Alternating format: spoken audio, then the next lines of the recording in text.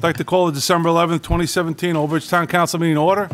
Please stand for the Pledge of Allegiance. Remain standing for a prayer and a moment of silence. I pledge allegiance to the flag of the United States of America and to the republic for which it stands, one nation, under God, indivisible, with liberty and justice for all. Mrs. Panos, the prayer, please. O Lord, bless thy servants in the ministry of public affairs who serve thee in this chamber. Give them quiet minds and hearts that they may hear thy voice. Help them to know when to speak, when to be silent. Give them strength to oppose the wrong and uphold the right. And grant that they have a good conscience and soul at peace with thee and with one another. Amen. As is customary in this chamber, we always stand for a moment of silence to honor those men and women who are fighting both home and abroad to protect our freedoms, our first responders, and those that have given the ultimate sacrifice. Moment of silence, please.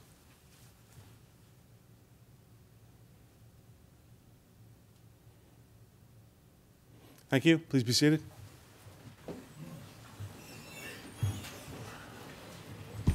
This meeting is being held in conformance with the Open Public Meetings Act. Notice has been given to the newspaper, and notice of the meeting has been posted in public places. Next open public meeting of the council will be held on a special meeting on Tuesday, December 19, 2017 at 7:30 p.m. And then we will have our reorganization meeting on Monday, January 1st, 2018 at 12 noon. Mrs. Dungy. Present. Dr. Greenberg. Here. Mr. Green. Here.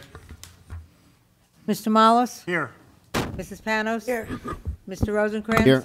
Mrs. Sohar. Here. Mrs. Walker. Here. President Cahill. Here. 9 present. 9 present. We have a quorum. We'll jump right into the meeting. We'll start off with the proclamation. We'll jump around a little bit. Mr. Mayor, there's a proclamation proclaiming December 19, 2017 as Duchenne Muscular Dystrophy Day within the Township of Old Bridge.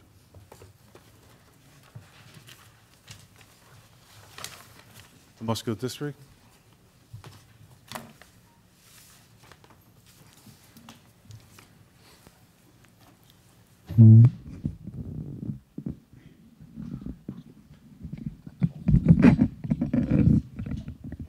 Good evening, everyone.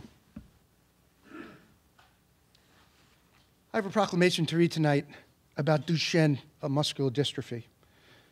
It's about a program in town called, as in many towns, the Jar of Hope. And we're going to be taking part in a national school push-up contest, the No More Challenge, and that's going to be at Old Bridge High School on December 19th, when our students are going to help raise awareness and funds and support in finding a cure. James, Mr. Raffone, is Mr. Raffone here? He's here, thank you. He's going to say a few words after I read the proclamation. Why don't you join me? It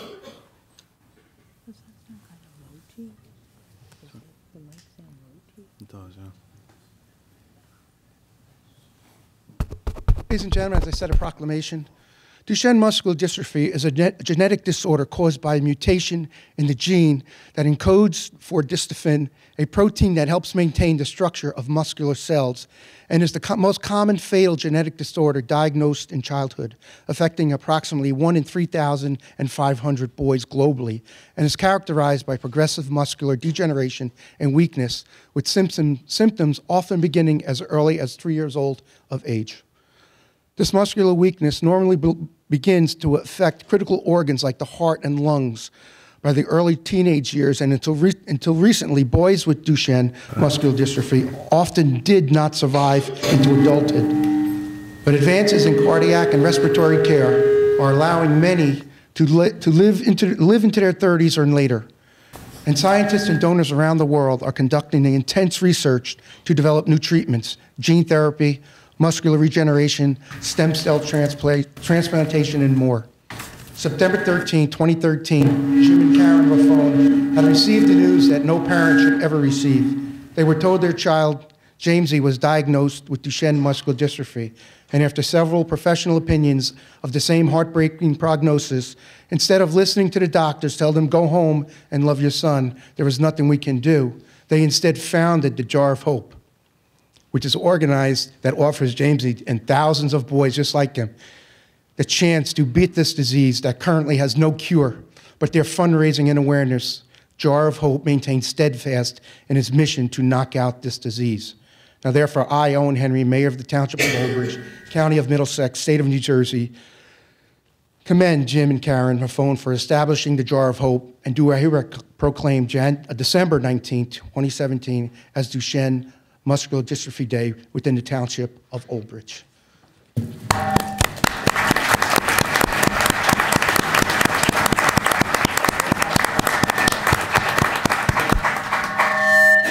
Oops. Ladies and gentlemen of the council, ladies and gentlemen who are here tonight, I'd like to extend my gratitude to the mayor and to everybody who stood behind this proclamation tonight. This proclamation is about Duchenne Awareness Day in the city of Old Bridge, and it came about because your children, and whom are in Old Bridge High School, are standing up against Duchenne muscular dystrophy and are participating in our nationwide campaign of doing 10 push-ups and raising $10 at a clip. And the money that we raise goes to fighting this deadly disease that there's no child to date can stand and raise his hands and say, I survived Duchenne. This is a fatal disease that claims everybody's life who gets diagnosed with this disease. And my son, who has 109 days until his 9th birthday, and typically when you hit 9, that's when children lose ambulation, the ability to walk. And then by 15, it renders them a full quadriplegic. And usually between 19 and 25, when kids should be going to college or graduating college, typically these children lose their battle against this disease. So this proclamation is not only for my family, but as the mayor said, for thousands of boys throughout the world. There's only 20,000 children in the United States who are diagnosed with this disease. It's an orphan disease, which means gets very little attention from the pharmaceutical community. And that's why it's paramount that I'm here tonight, not only for this generosity, this great gift, but to continue this word of Duchenne muscular dystrophy, and so everybody fully understands what it's all about. Even though I know everybody has something on their plate that's a little tragic, but this is something that really needs some attention, and I'm so grateful and honored, sincerely, for this event.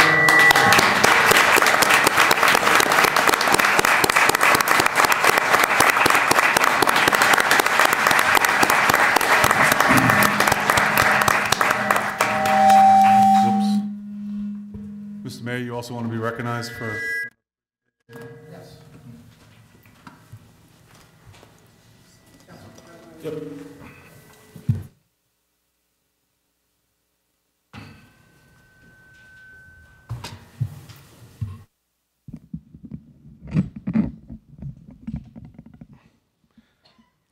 It's not on the agenda, but I think it's only right that we recognize council members who are not going to be on the podium starting January 1st. I'd like to recognize their contribution that they've made to this community. It might seem easy when you're sitting over there, but it's a big job. It's a very tough job to sit up there and make decisions based on facts and reality and not try to get swayed by public opinion. And some things, the right things, are always the hardest things to do. And sometimes the council gets a bad rap for doing that. So I'd like to acknowledge the council members who will not be joining us in January on that side of the podium. I certainly hope they come and sit in the audience and continue to be contributing members of the community. Everyone who sits up there contributes, puts almost their life on hold. It's a lot of time, it's a lot of work, and I really respect them. We might not always agree, but we have to respect their commitment to the Old Bridge Township, the community of Old Bridge. So I'm going to acknowledge the council, and I will call them. There's no order, and I'd like a round of applause when each one is called. Thank you. The first plaque I have is for Vice President Alan Rosencrantz, who served from 2014.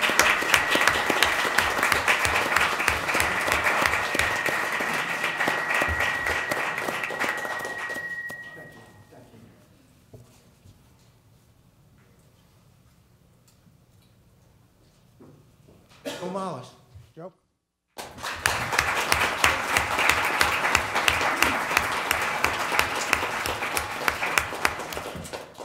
Thanks, Joe. Great job.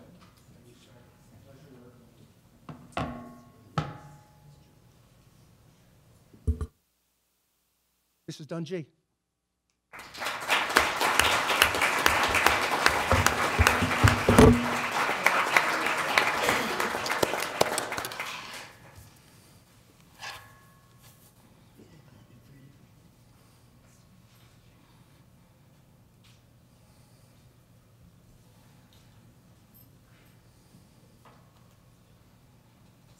Next, we have Richard Green, 17 years on the council. That's a long time. That's a big commitment. Thank you.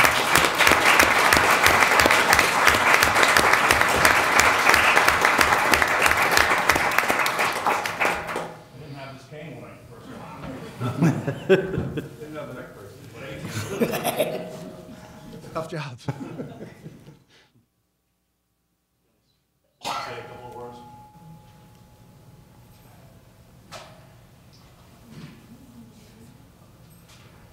Actually, 17 years, I stood on this, right here in front of this microphone, and I had been appointed councilman at large.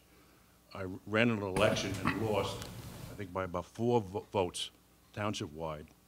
So when I came here at the reorganization, I said I'd be back. Who knew I'd be back for another 17 years? But I want to thank all the residents who supported me all this time, all my elections. Not only Ward 5, but the township, because I did run for freeholder one time, and the votes that I got were outstanding. It was a lot of people in town thought I won, but I said nah, I didn't win because you're dealing with towns like East Brunswick or Highlands that knocked me out of the box. But I did tremendous here in Old Bridge. And again, I just want to thank everybody. I want to mention a couple of, well, 3 things that I did. I closed a shortfall of $2 million in the township. I recommended to Jim Phillips, former mayor, this is how we can do it. And luckily, the township employees accepted my, I'm not going to get into it, my proposal. I was the first elected official to say no to the health insurance plan that was also proposed by Jim Phillips and the Democrat majority. And that, in turn, I think got Owen his shot at being the mayor. That the health insurance. Thanks, okay. You're the one. And I think that's it. I'm not going to belabor it, but I want to thank everybody for all their support, all the 18 years. Thanks, Rich. Appreciate Thank it.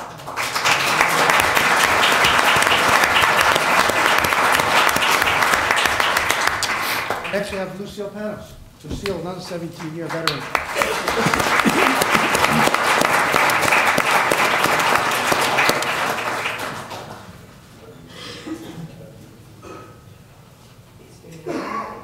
Pleasure. And I'm not going away. I still know who to call. So if you need help, you're my neighbors. Thank you.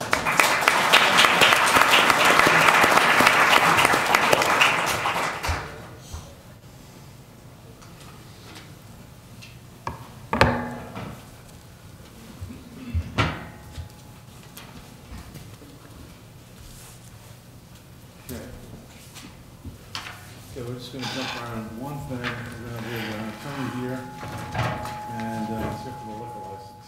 So I'd like to go to the liquor license if we could. I'm sorry about that. That's probably why it was off. I'll sit back here. What's going on? Okay.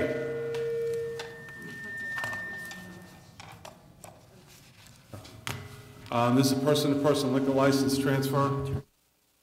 Person-to-person liquor license transfer number 1209-33-010-012, Wine 34 Incorporated, Old Bridge Holdings LLC. You're the attorney representing Old Bridge Holdings LLC? Third LLC, yes. Frank Rivoli, law firm of Francis J. DeVito. Right. Is everything in order for your okay. No conditions on the license? No. Okay. Anybody?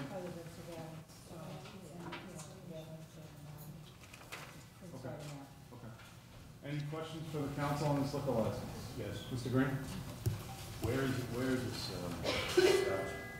There is none right now. It's just a person-to-person. It's going to be in the, eventually the idea is to go to the shops at Old Bridge. I think that's where the license comes from. Yeah. But right now, it's just a person to person.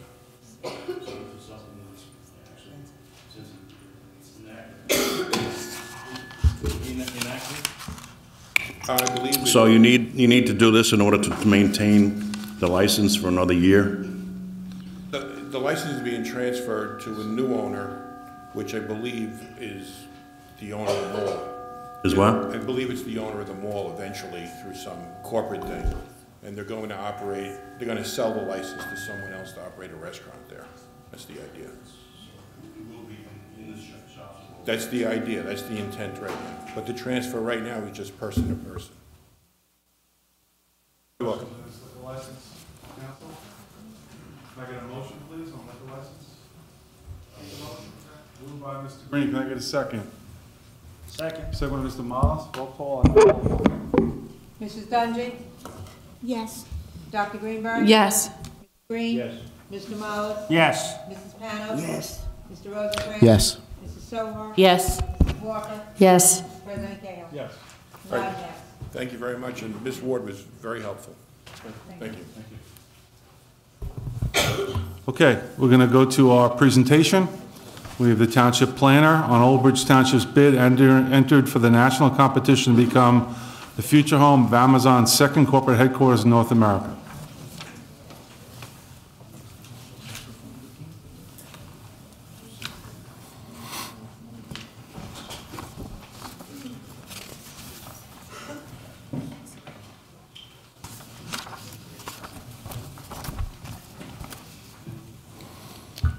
Okay. Let's take it Council, away. thank you for, we'll be brief. We told Catherine no more than 5 to 10 minutes. I know there's a lot of publicity about Old Bridge putting in a bid, a proposal for the Amazon headquarters location. It was pretty much in all the newspapers, went around the country, and when we saw that they were taking proposals, we said, why not Old Bridge?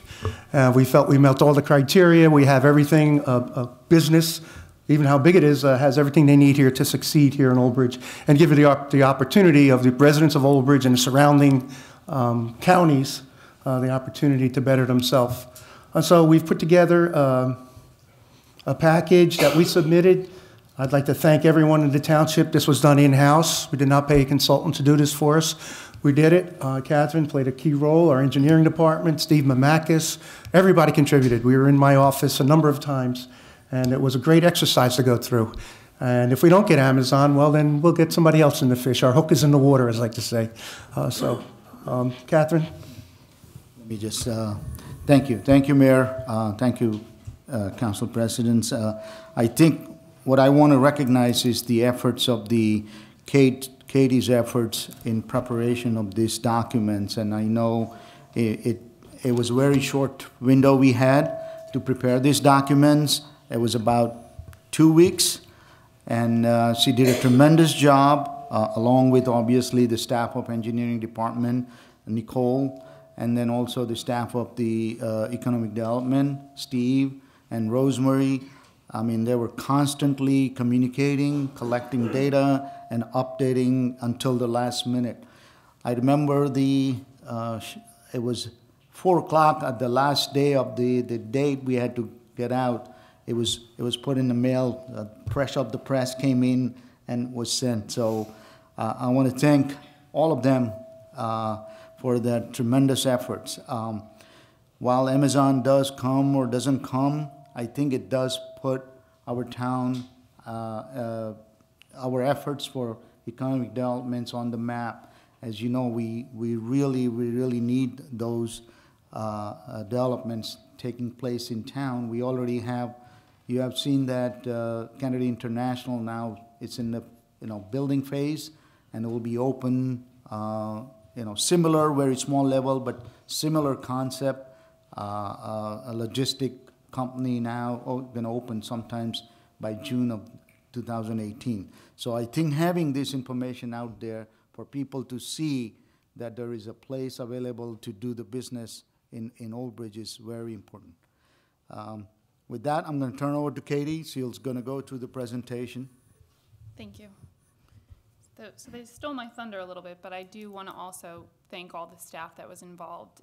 To say that it was fast-paced was an understatement. From the time we learned of it to submittal was about 2 weeks, as Himanshu said.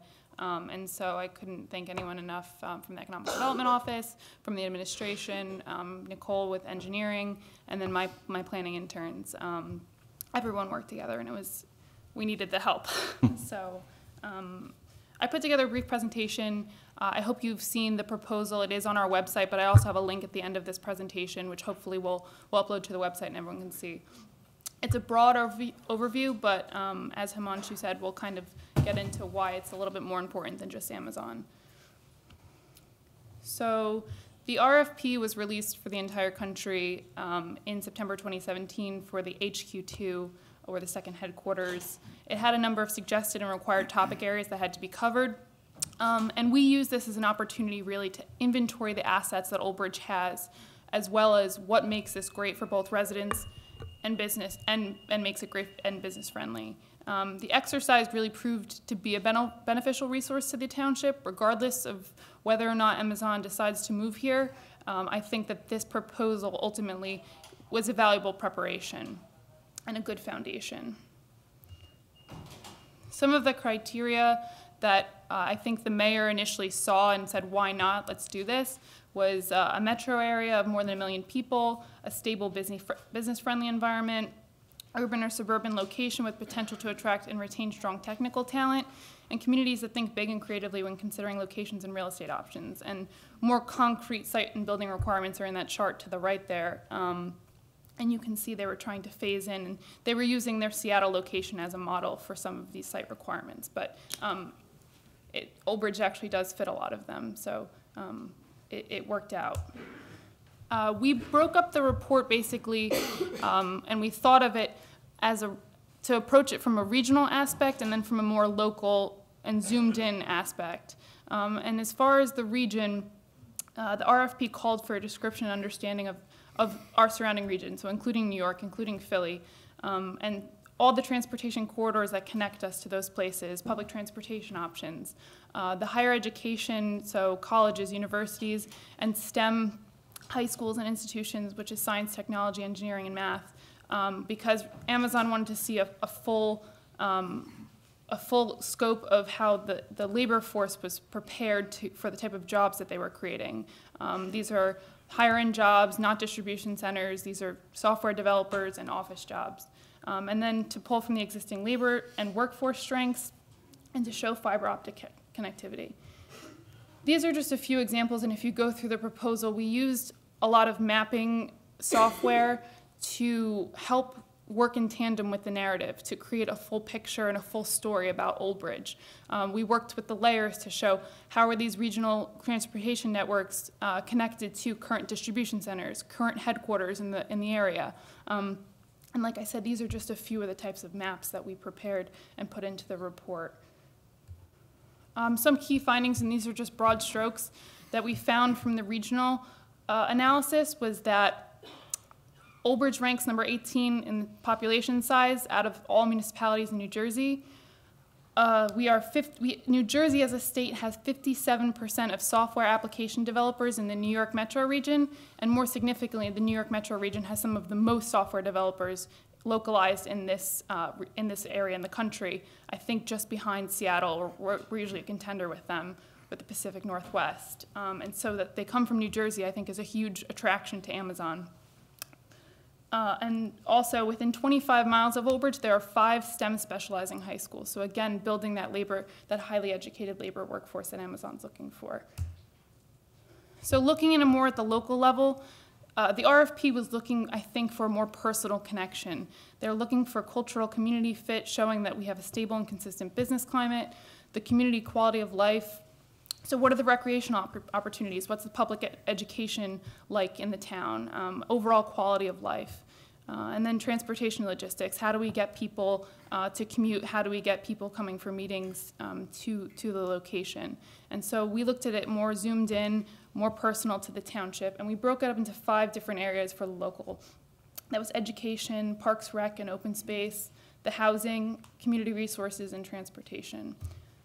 This is just one map from that section of the report, but we focused on the public school system and all the achievements that they have, being blue ribbon schools and national schools of character, the size, characteristics, and existing and proposed open space throughout the township. We have a lot of it, and showing the proximity to the housing, to commercial corridors. We thought it was important to show that.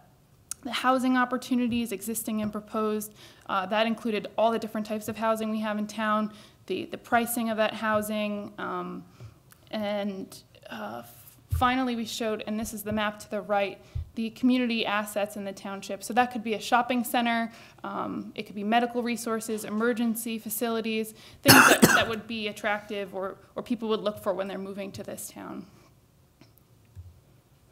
So again, some broad stroke key findings. The township has acquired 1,500 acres of open space in the last 30 years, and that's in addition to other parks that we already have and state and county parks. The township has a AA1 bond rating, which reflects the township's large tax base, above average wealth indicators, and strong financial position. And we rank 31st in the United States as one of the safest towns to raise a child, and second within the state of New Jersey. That's based on a 2017 study by SafeWise. Finally, they wanted to break down and show site criteria. They wanted specific examples, and these are some of the considerations they had for site and building category priorities. They could have been existing buildings.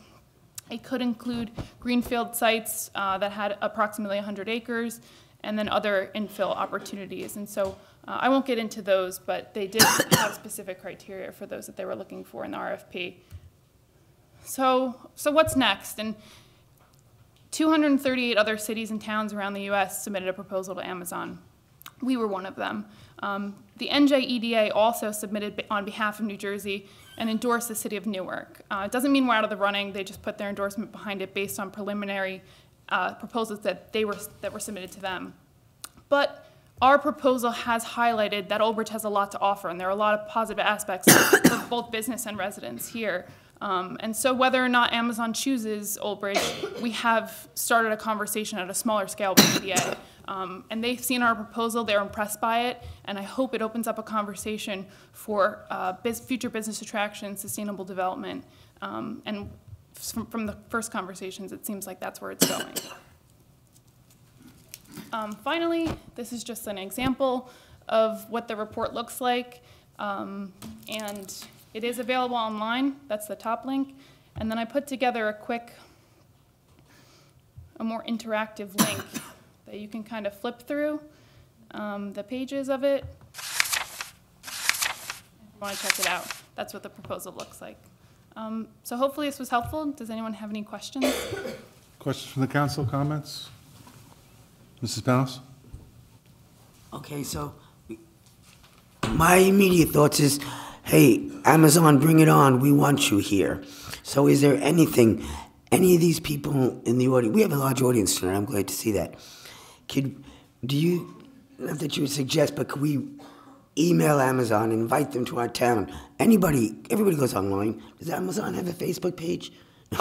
But anyway, would it be wrong, or would it be not a good idea? Like, I look at this and I want Amazon here, and I looked at their facility in Washington just as a research, and we're perfect for this. Could you imagine Amazon in this town? Like the jobs creation? So I know I'm going to go home and write a letter if legal says it's okay. After I'm not on the council, I'm just a citizen. So I would see that if residents that might be a good idea. I don't know. What do you think? Just say, bring it on, Amazon, to Old Bridge. We're here. Thank you. Come on. Any other council comments about this proposal? Dr. Greenberg? It was just basically a question. Did they give you any timeline on when they will know who they're going to choose for this site? No, I think their phasing schedule, they were looking to be in a site by 2019, so that gives you some idea that in the next year they're probably going to start vetting candidates. But as far as any conversations starting about a definite date, they haven't provided that to anyone, I don't think. Thank you. Thank you all for the time and effort you put into this project. Mrs. Soha? Yes, I also want to say thank you. I think it was a great presentation. I think you guys did a wonderful job in such a short amount of time. Thank you so much. Anybody else? Mrs. Walker? Did you have a location that you had in mind for this? You can read through the report. I didn't want to give up anything through the presentation, but we picked out a few sites based on acreage, and you can read through the report and see them. There's 2 sites. Any other comments? Katie, I think you summed it up well. I mean, even if we don't get Amazon, which would be awesome, right? I think we did the legwork. We have a good town. We've highlighted it, and I think it starts the conversation, to use your words. So, really, really good job. Thank you very much. Great. Thank you, everybody.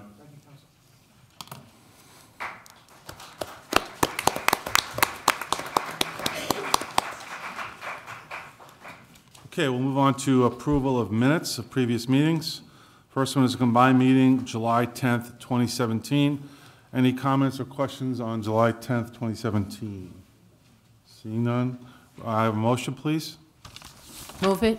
Moved by Mrs. Sohar. Can I have a second? Second by Dr. Greenberg. Roll call, please. Mrs. Dungy? Yes. Dr. Greenberg? Yes. Mr. Green? Abstain. Mr. Mollis? Yes. Mrs. Panos? Yes. Mr. Rosencrantz? Yes. Mrs. Sohar? Yes. Mrs. Walker? Yes. President Cahill? Yes. 8 yes, one abstention. Combined meeting, October 9th, 2017. Any comments? I know we Yes. received some comments today. I have not had a chance to review them. I would like to make a motion to table these. I'll if that's second it. okay. Is that okay, Mr. Green? Yes, that's actually the I approach have I a was motion going to table and a second by Dr. or Mrs. Walker or Dr. Greenberg? Dr. Greenberg? Great, Dr. Greenberg. Motion to table these minutes. Roll call, please. Mrs. Dungy? Yes. Dr. Greenberg? Mr. Green? Yes. Mr. Mollis? Yes. Mrs. Panos? Yes. Mr. Rosencrantz? Yes. Mrs. Sohar? Yes. Mrs. Walker? Yes. President Cahill? Yes. 9 yes. Combined meeting, October 23rd, 2017. Any questions, comments on these? Can I get a motion, please? I'll move it. Can I have a second? Second. Second by Mr. Rosencrantz. Roll call, please. Mrs. Dungy? Dr. Greenberg? Yes. Mr. Green? Yes. Mr. Mollis? Yes. Mrs. Panos? Abstain. Mr. Rosencrantz? Yes. Mrs. Sohar? Yes. Mrs. Walker? Yes. President Cahill? Yes. 8 yes, 1 abstention. Combined meeting, November 13th, 2017. Any questions or comments? Can I get a motion, please? Move it. Moved by Mr. Rosencrantz. Can I have a second? I'll second it. Roll call, please, on the 13th. Mrs. Dungy? Yes. Dr. Greenberg? Yes. Mr. Green? Yes. Mr. Mollis? Yes. Mrs. Panos? Abstain. Mr. Rosencrantz? Yes. Mrs. Sohar? Yes. Mrs. Walker? Yes. President Cahill? Yes. 8 yes, 1 abstention. Great, thank you. Moving on to the bill list. Mr. Rosencrantz? Thank you, Council President. Bill list, December 11th, 2017, accounts payable, December 11th, 2017, $20,415,587.52. Can I have a motion, please? Move it. Moved by Mrs. Sohar. Have a second? Second. Second, Mr. Moss. Any questions on was it accounts payable? Accounts payable. Yeah. Roll call, please. Mrs. Dungy? Yes. Dr. Greenberg? Yes. Mr. Green? Yes. Mr. Mollis? Yes. Mrs. Panos? Yes. Mr. Rosencrantz? Yes. Mrs. Sohar? Yes. Mrs. Walker? Yes. President Cahill? Yes. 9 yes. Payroll, November 22nd, 2017, $855,373.40. Any questions? I get a motion, please? I'll move it. Moved by Mr. Rosencrantz. Have a second? Second. Second, Mrs. Dungy. Roll call, please. Mrs. Dungy? Yes. Dr. Greenberg? Yes. Mr. Green? Yes. Mr. Mollis? Yes. Mrs. Panos? Yes. Mr. Rosencrantz? Yes. Mrs. Sohar? Mrs. Walker? Yes. President Cahill? Yes. 9 yes. Payroll overtime, November 22nd, 2017, $51,006.48. Mr. Shaw, can you do the breakout? Oh, I'm sorry, I need a motion in a second, excuse me. Can I get a motion? Move it. Moved by Mr. Rosencrantz. Can I get a second? Mrs. Panos, second. Mr. Shaw, can you do the breakout, please? Yes, Mr. President, thank you. As indicated by Councilman Rosencrantz, the total payroll was $51,006.48. There is no nothing's very specific in all other area. For the police department, the total overtime was $251.81. When you deduct for grant for $336.02, and for deduct the ETO, $13,732.43, the net payroll, the $39,251.81, deduct grant $336.02, and deduct ETO $14,012.33. The net overtime for the police department was $24,903.46. There was one sergeant and one patrolman injured on duty, and it represents 634 men and women hours. Any questions for Mr. Shaw on the overtime? Roll call, please. Mrs. Dungy? Yes. Dr. Greenberg? Yes. Mr. Green? Yes. Mr. Mollis? Yes. Mrs. Panos? Yes. Mr. Rosencrantz? Yes. Mrs. Sohar? Yes. Mrs. Walker? Yes. President Cahill? Yes. 9 yes. Payroll, December 8th, 2017, $966,714.46. Can I have a motion, please? Move it. Moved by Mr. Rosencrantz, second. I'll second it. Any questions? Roll call. Mrs. Dungy? Yes. Dr. Greenberg? Yes.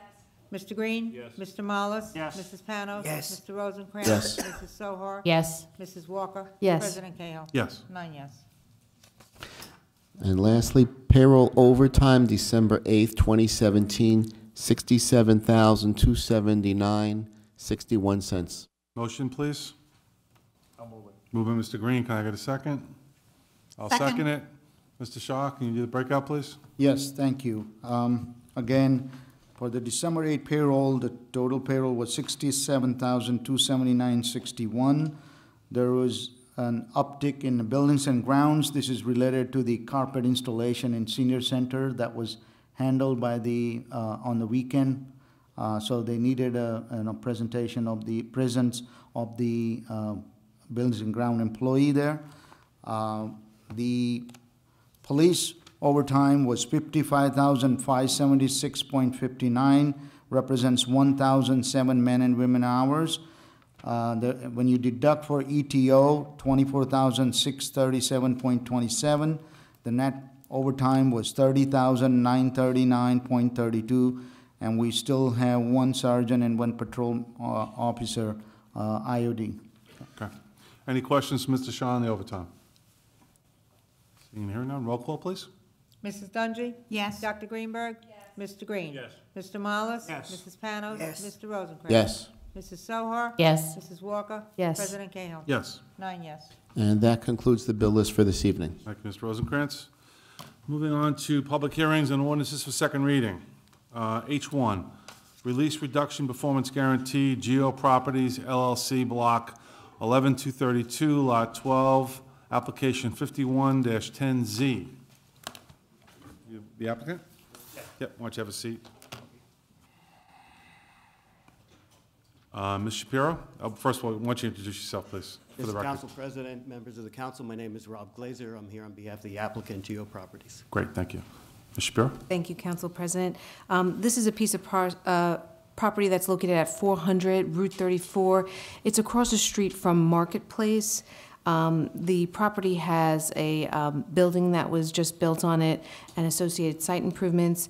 The applicant had posted a performance guarantee of $151,359, of which $136,223.10 were in the form of a bond, and 10% was in cash of $15,135.90. There were no previous reductions on the bond. We do recommend release at this point because all the bonded improvements have been completed. Subject to a posting of a 2-year maintenance guarantee in the amount of $22,703.85, which represents 15% of the original performance guarantee. Is that agreeable to the applicant? Yes. Yeah. Also that any outstanding escrow fees are paid. Also agreeable? Correct. Great. Before I go to the council, I'll go to the public. Does anybody want to be heard on H1? Okay, I'll close the public portion.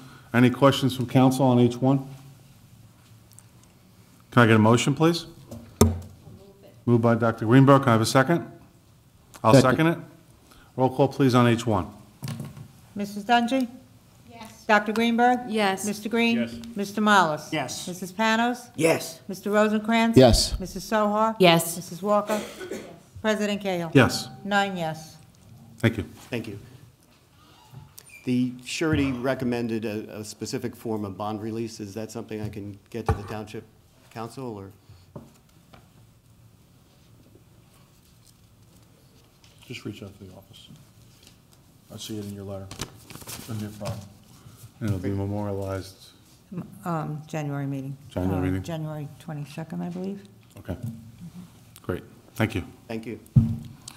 H2, release reduction performance guarantee, Raymond and Nancy Alexiak, 285 Spring Valley Road, block 16,000, lot 8.11, application number 79-06Z. Hi, good evening, Good Council.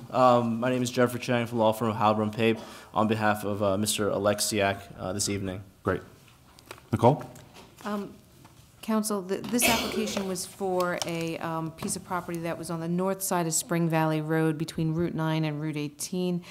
It does have a residential dwelling, but it's also the home of a tree service business in town. The site improvement work included the installation of fence, concrete curbing, driveway apron, gravel driveway, gravel parking area, and survey monuments. The original performance guarantee of $13,627.50 was posted in 2007. The portion that was in bond form was $12,264.75, of which 10% was posted in cash, $1,362.75. There were no previous reductions on the bonds. Everything had been completed. We do recommend a maintenance bond. However, we do know that there's been a substantial lapse in time since the improvements have been completed. We also recommend that any outstanding escrow fees be paid. Is that acceptable? Well, the reason I'm here this evening is because we'd like to remove that 2-year maintenance bond. This bond was from 2007. It's been 10 years. It has really no connection to any public aspect. It's for Mr. Alexiak's business on the private property. Because it's been 10 years, there's been no issues. And I'd like to confer with Ms. Shapiro, but I believe there's been no issues from that point to current day. So it just seems that if we could remove the maintenance bond, it seems like it's not applicable at this time. So that's my recommendation and request to the board to see if we can remove that condition this evening. What's the township's position on that? The township engineer usually doesn't have the ability to waive any maintenance. Right. It has been a long time since the bonds have been, or the improvements have been made. We have no objections to it, but I leave it to council for final decision. Right, it's up to the council ultimately. Okay, before I go to the council, anybody from the public want to be heard on H2? Close the council, I'll close the public portion. Anybody want to weigh in on H2? No comments on H2? Dr. Greenberg, you ready to press the button? Well, basically, I'll just say, so 10 years have gone by. The work's been completed for how long? I believe in 2007 or 2008 was completed. Is that for your records? It was very quick. You know, when the completion was probably within the year. What happens is you know, sometimes people just don't know that the next iteration is to come and ask for a release, and then they let it lapse for so long, especially if you're, you know, a small business owner or a homeowner that's just not aware of that. There are some cases where people don't forget and they don't want to post the maintenance bond, so they just let time lapse and then they come and ask for forgiveness. I don't think that that's the scenario in this case. I just think that they just didn't know. So basically, there's no value in having a 2-year maintenance bond at this time. Well, really, we're checking for defects in the bonded improvements. We actually went out and saw that the site's pretty good, so whether there was a, you know, it's almost like we had a 10-year maintenance bond at this point. Well, that's what I'm saying. So you went out there, you inspected it, and it met your approval, And so 10 years have gone by instead of 2 years. So what do you think would change if we added 2 more years to this? I have no objection. I don't have the ability to not ask for one. So Sure. I have to ask for one. But certainly the council has the ability to waive it. I personally think it makes sense to waive it. There's no value Okay. in doing it for 2 years. We'll hear everybody else, and then we'll make a decision. Anybody else want to be heard? So the proposal is to waive, because to Dr. Greenberg's point, we've really had a 10-year maintenance bond versus a 2. So that'd be the motion. Can I get a motion on that, please? I'll move it. Moved by Dr. Greenberg. Can I have a second? I'll second it. Roll call, please. Mrs. Dungy? Yes. Dr. Greenberg? Yes. Mr. Green? No. Mr. Mollis? Yes. Mrs. Panos? No. Mr. Rosencrantz? Yes. Mrs. Sohar? Mrs. Walker? Yes. President Cahill? Yes. 7 yes, 2 no. And that's with the waiver of the maintenance bond? Yes, with the waiver, yeah. Mhm. Okay. Great. Thank you very much. Happy holidays. Memorialized the second meeting in January. Thank you. Okay, moving on to ordinance for second reading. We have ordinance number 1, which is 2017-26, an ordinance of the Township of Old Bridge amending Chapter 457 of the Code of the Township of Old Bridge entitled Trees, Invasive Species. Can I get a motion, please, to introduce? I'll move it. Move Ms. Rosencrantz, second. Second by Dr. Greenberg. Anybody from the public want to be heard on ordinance number 1 for second reading?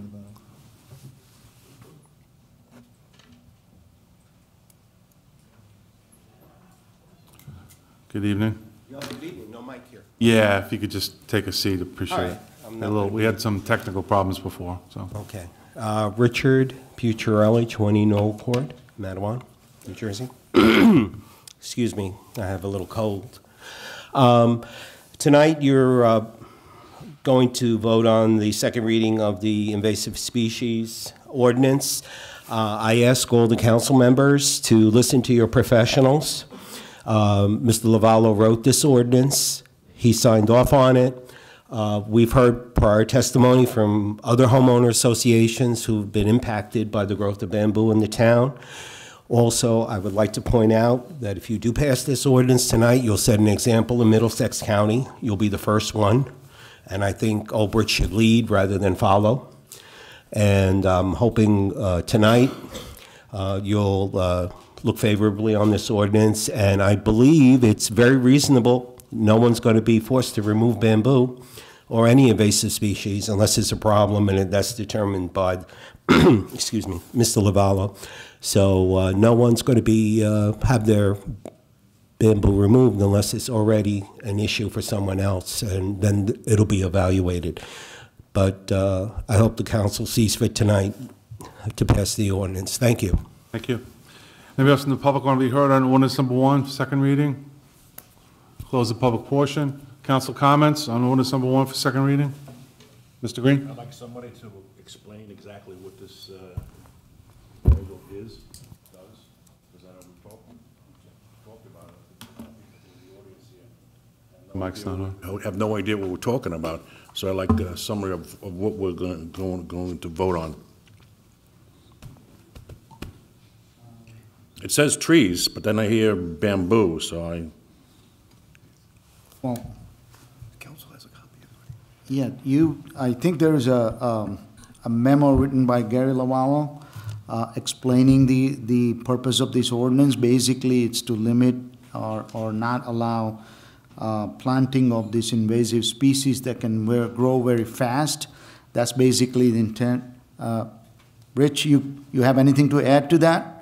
I think that's the basic intent, to have this invasive species not being planted and that they can grow very fast. The attorney's shaking his head. Let's get some clarification. So. Suppose somebody has the bamboo. Hold on. I think Mr. The Lucia ordinance has doesn't prohibit the planting. You can plant if you are planted in an approved way. There's guidelines for different invasive species, and Mr. Lavallo will be the one to go out to the site, do an evaluation, and I would assume that he would go over how it has to be planted, and he'd actually be present to make sure it's planted properly. So it's not prohibiting, but to do it, you have to get permission and plant it a certain way in certain containers, like above ground, and then there's specifications if you're putting it in the ground that has to be planted a certain way. And there's guidelines that are attached here, I think, via the web, but you can find them all over the place when it comes to bamboo. I'm sure there are other invasive species out there. I'm not, an arborist, so Mr. Lavallo, I believe, was here a couple of months ago and went over this and talked about it. He literally was the one that drafted the ordinance because of his expertise, but it doesn't prohibit it outright. You have to take certain steps, and then there are fines if you don't clean up, if for instance, it encroaches. Could be on street signs, lights, depends on where the bamboo or whatever other invasive species. You are given a notice to take care of that situation. If you're not, you're exposed to a fine, minimum $250, maximum $2,000 per day after giving the time to deal with it. So, that's the general purpose of it. It's not exclusively just bamboo, it's invasive species, and I'm sure Mr. Lavallo could expand on that if you had questions about what other species. It does not require the removal if you have it unless it's violating the ordinance now. If it's invading on somebody else's property, then I'm sure he would go out and advise people what they have to do to get it in compliance. They'd be given time to do so. So somebody who wants to plant bamboo, are they supposed to come to the township and get an idea of exactly what they can do and what they can't do?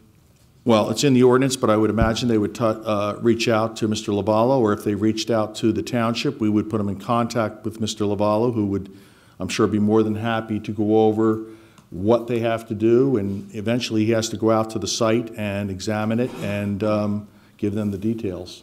Is there any kind of permit associated with this? I don't think there's a permit required in this. I didn't see any mention of requiring. I think you just have to comply. Yeah, there's no permit required. I know that, I guess a couple of months ago, there was a lady who came here and told us that she had a difficult time with a neighbor who had bamboo and who was encroaching onto her property.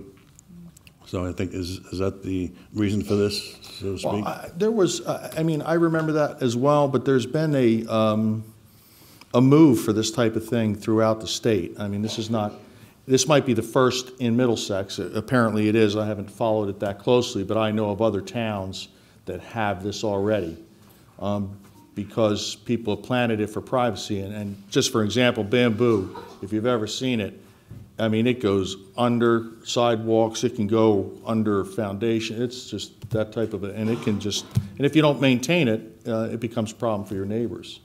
But this is not the first town that I've seen do it.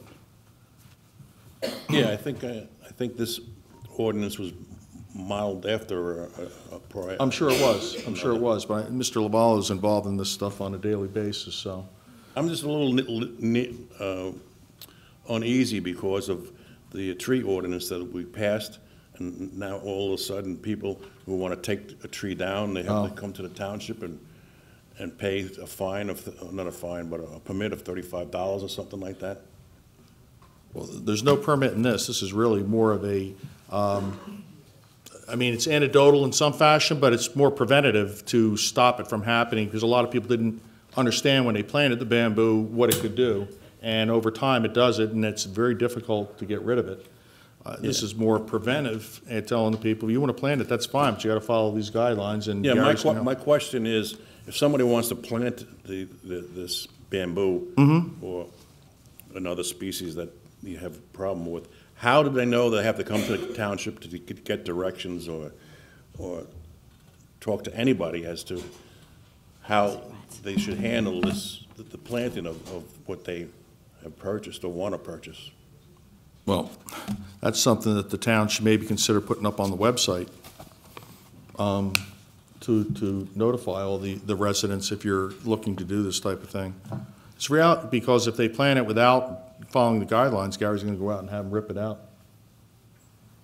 I mean, that's essentially what's going to happen. So maybe the town should consider doing some type of media exposure, you know, letters, I don't know, internet. There's all kinds of ways to, you know, if they have Twitter account and so forth, to make the residents aware of it, put on your cable TV station. Yeah, I think that's more of a media thing than a legal aspect. I think the township should perhaps put it on the internet and list all the species that a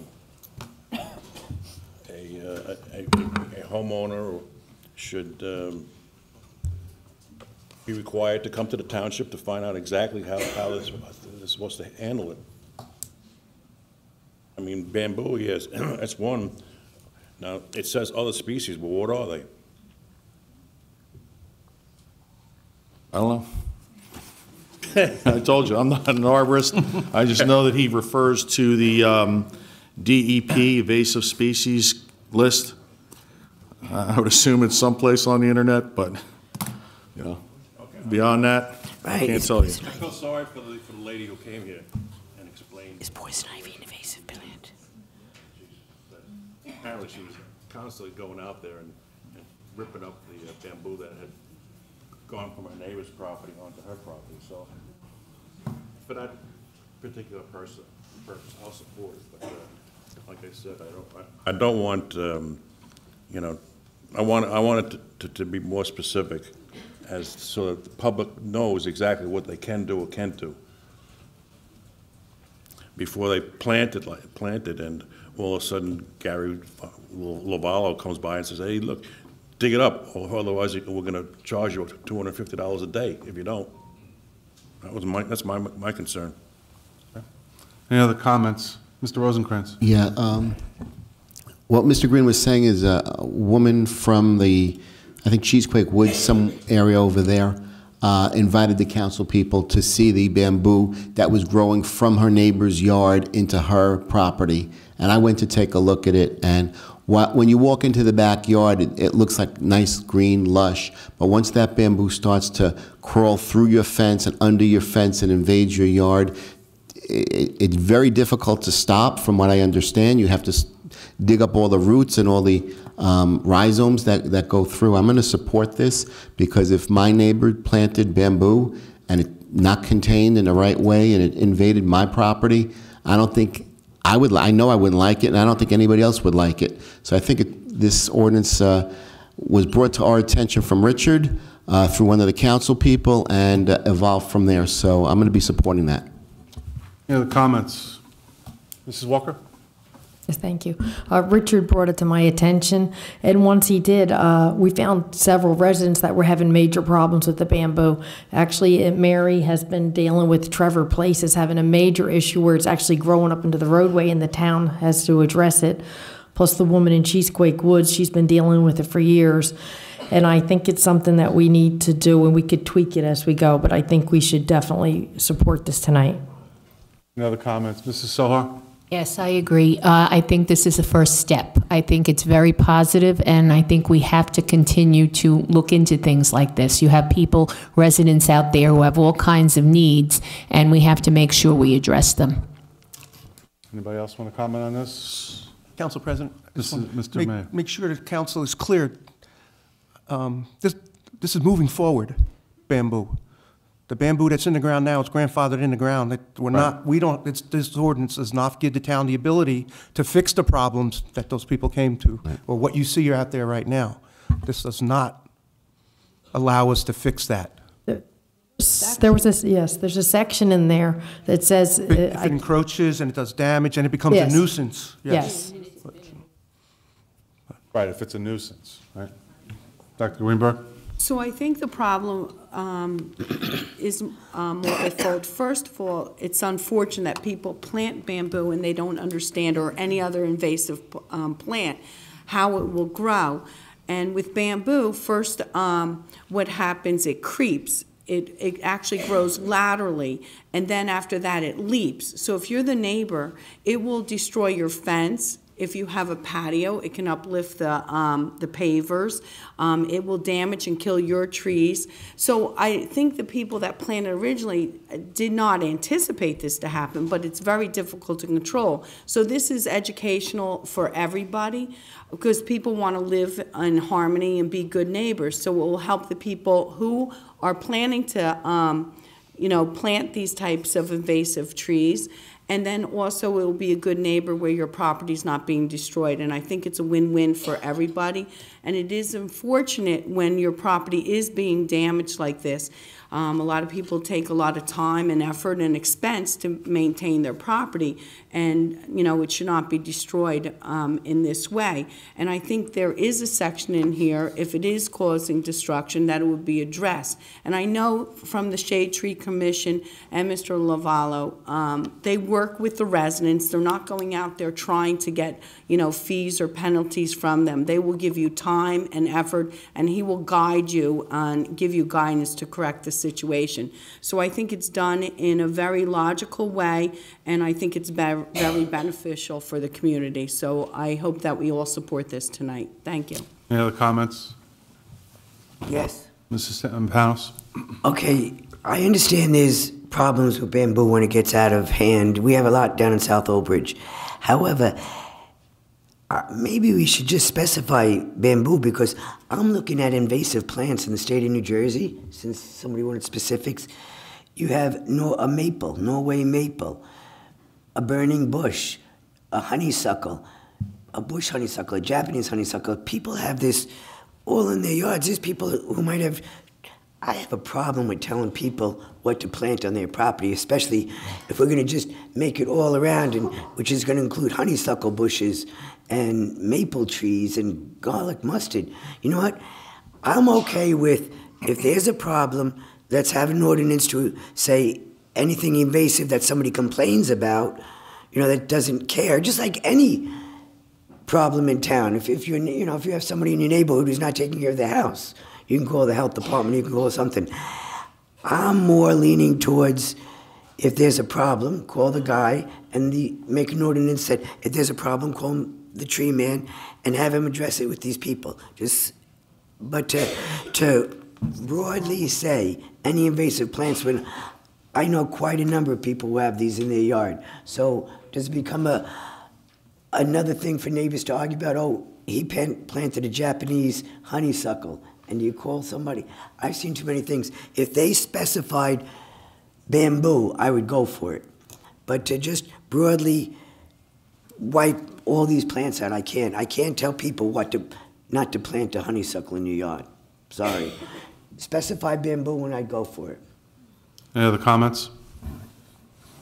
So just to comment, I originally was concerned about this ordinance because I felt that we were penalizing folks originally when I first heard it, that unbeknownst to them planted these bamboo and other vegetation, and they were going to be penalized. I'm happy now that the ordinance is rewritten such that unless it's creating a problem, the folks that had these plants prior to this ordinance are grandfathered in. If it's not being invasive, it's not hurting either the township or the neighbor's property. So for that reason, I'll support it. I was going to vote no, but I will support it. So, can we get a motion on this, please? I'll move it. I'm sorry. I have a motion. Apology, you already have a motion. Roll call, please. Second. Mrs. Dungy? Yes. Dr. Greenberg? Yes. Mr. Green? No. Mr. Miles? Yes. Mrs. Panos? No. Mr. Rosencrantz? Yes. Mrs. Sohar? Yes. Mrs. Walker? Yes. President Kale? Yes. 7 yes, 2 no. Okay. Moving on to preliminary public comments to the council, subject to the following conditions and restrictions. 1, during the preliminary public portion of the meeting, any person may address the township council on one subject for a maximum period of 5 minutes. Any such person desiring to speak during the preliminary public portion shall first sign a list maintained by the township clerk for such purpose. Comments during the preliminary public comment portion of the meeting shall not encompass second reading ordinances or any other matter for which comment or public hearings occur at this meeting.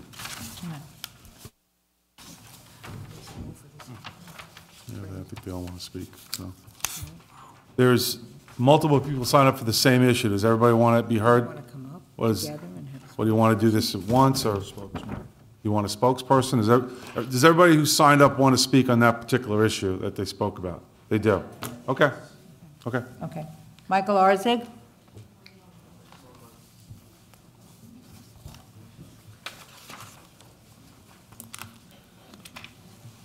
Good evening. Just name and address for the record, please. Michael Arzig, 106A Maple View Drive. I'm representing Red and White as the second lieutenant. I just wanted to speak on the upcoming bid. It just seems that no one is completely educated on the EMS funding in this town. An answer to one of the bid questions is that Old Bridge doesn't know the payer mix. I believe that we should be a little more educated before we make a decision on behalf of the residents. We aren't against the fair open bid process. The bid as written doesn't allow for the coverage hours that 4 years of OB-TEMS historically, with the historical data that backs up. We want to know why a bid was placed for 5 days a week when OB-TEMS has been doing 7 days a week since 2014. In my opinion, this isn't about, this is about life or death. This isn't politics and money. Lives are at stake here, and that's the real problem. The solution we currently have in place, in my opinion, and a lot of people behind me agree that it's been working for the past couple of years. That's all I have. Thank you. Gene Rapp?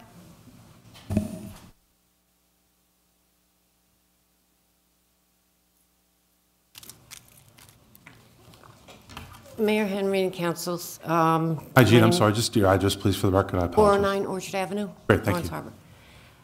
I've been a lifelong resident of Old Bridge, and my question is, how much is my life worth, and how much is my grandchildren's life worth to you? I'm going to try not to get upset. This isn't about money. It's doesn't make sense, because why fix something that's not broken? They've been around for almost 12 years already. OB-TEMS, of course, their cost has obviously gone up, but what happens when you fix this supposedly thing that's broken and operation goes up? Does that mean everybody's taxes go up again?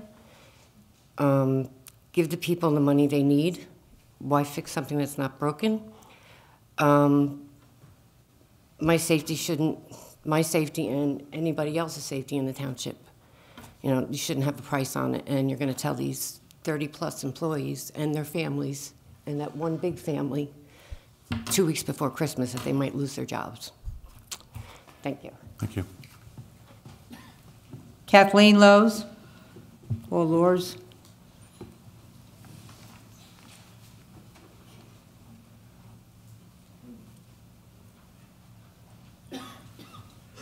Good evening. Good evening. Thank you, Mayor, Council.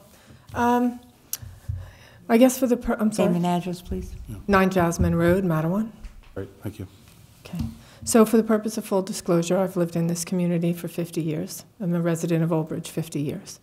Too many years ago, I was an EMT, and it was quickly realized that it takes a very special person and a certain level of compassion to be able to respond to the emergencies in a community and to your neighbors 24/7. I have worked for a company in town that has managed OB-TEMS. I have worked as a consultant, an HR consultant, for an organization that has also helped them to manage their operation.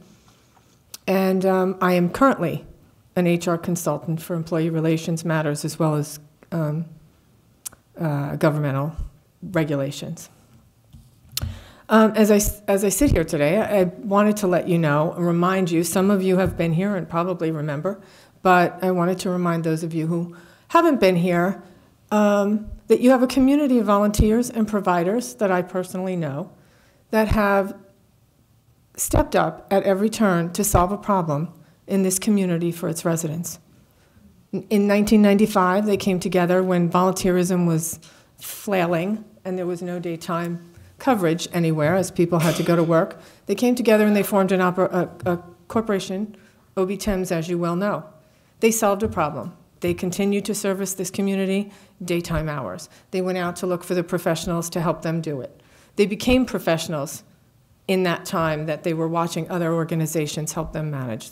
In 2006, 2007, that organization left town. Okay, they closed and they left the area, and they went out in search of another consulting company, much familiar to them, many of the same people, to do the same thing. Because why? They didn't really want to leave the residents at large into the hands of some of these larger organizations and hospitals that really didn't know their community residents. In 2015, just a few short years ago, they took over the management of the organization themselves. Mayor, I think that you can attest that they've done a good job. I think that at every turn when there was a concern or a shortfall, be it on their part, they had a need, or the town's part, they came to the table, you all came to the table, and you talked about those things, and you resolved those problems. My point being, this is an organization made of volunteers in your town, professional people today, and they have always come to the table to resolve the concerns for the residents of this community. So as I sit here, I'm sitting here saying to myself, what happened that didn't occur at this moment, and why a bid was placed? That's not an answer I'm looking for tonight, but I want you to think about it. Lastly, I think that I have to ask, well, let me just say this. When we went from 2 trucks to 3 trucks, unless you know how to manage, and I'm not a financial person, I was always from the HR and operations side, so I couldn't tell you what those costs are, but my guess is that nobody on this council or in this town has run an ambulance operation to know what those true costs are. Not saying we don't learn about it in the process of exploration and audits and everything else.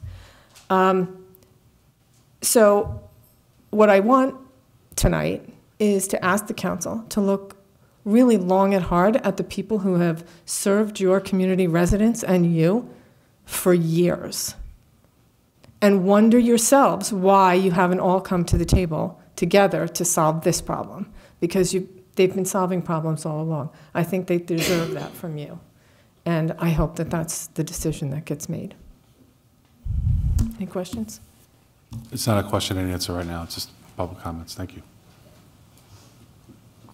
Natasha Cummings.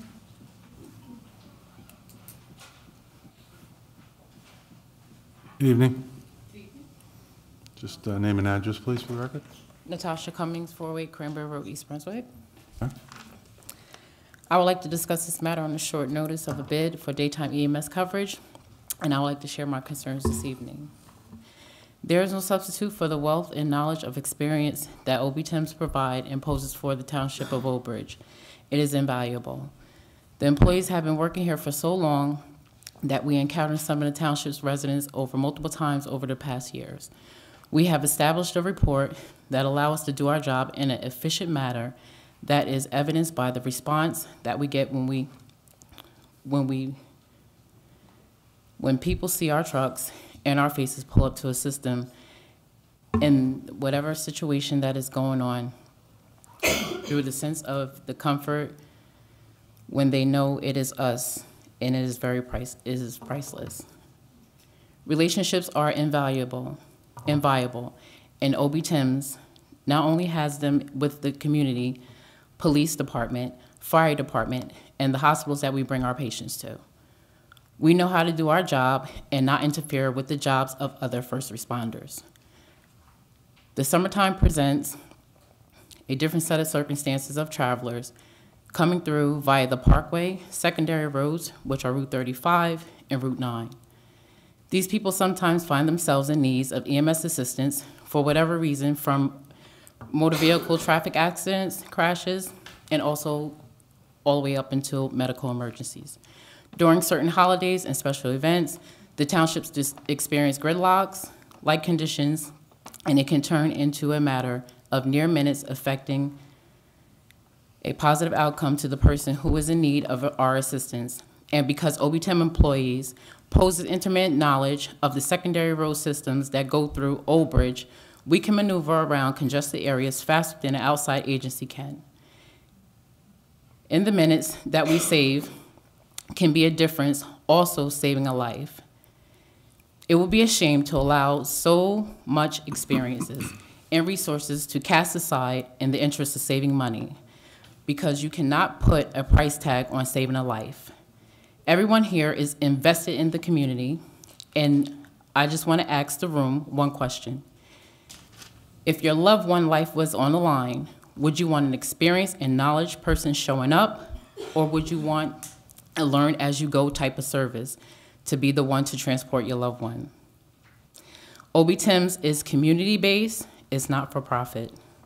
We would like to know, and you don't have to answer this tonight, if the township has a backup plan, if OB Tim's is not chosen for the contract for the EMS service. If they're not chosen, OB Tim's dissolve. The township did not want OB Tim's to go anywhere else, which we stayed. Once the decision is made, there is no going back. OB Tim's is dedicated solely to Old Bridge. They have no other contracts. What will you do if your plan fails and Old Bridge Township is not there for you to fall back on?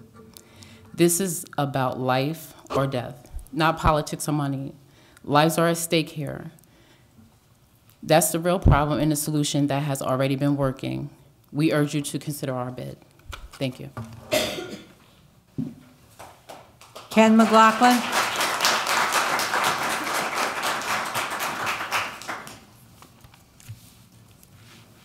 Good evening.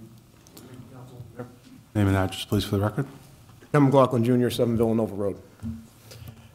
Mayor, Council, as you can see by the uniform that I'm wearing, I am an employee of Old Bridge Township EMS. I also have another role that I play in this township. I am chief of the Madison Park Volunteer Fire Company. And that is one section of the request for bid that I wish to address. In regards to the section on page 41, section 1.2, it states that the contractor will be responsible for providing rehab services for fire scenes. Now, what concerns me about that is all the squads in town and OB Thames have an agreed policy when it comes to rehab to firefighters. I know because I was also involved with that policy. An outside agency will have absolutely no clue about that policy or how to provide it. And also in the request for bid, it says that the volunteer squads will be under the direction of whichever agency has a contract for this town. So pretty much the volunteers won't even have a say in rehab procedures at a massive fire scene. It all comes down to whichever outside agency has the contract for the town.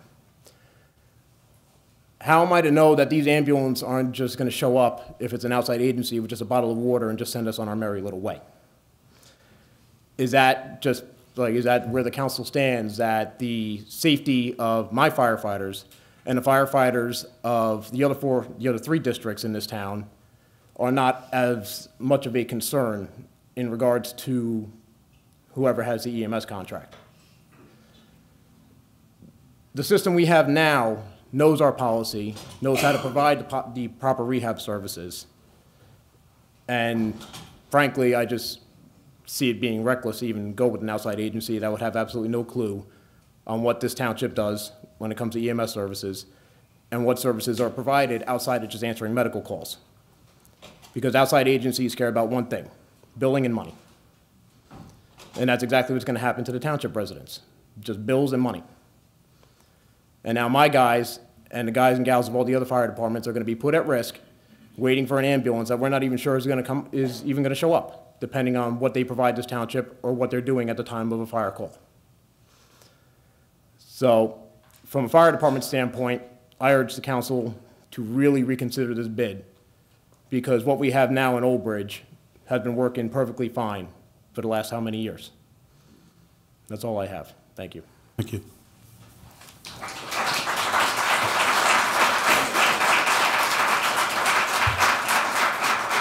Terry Anderson.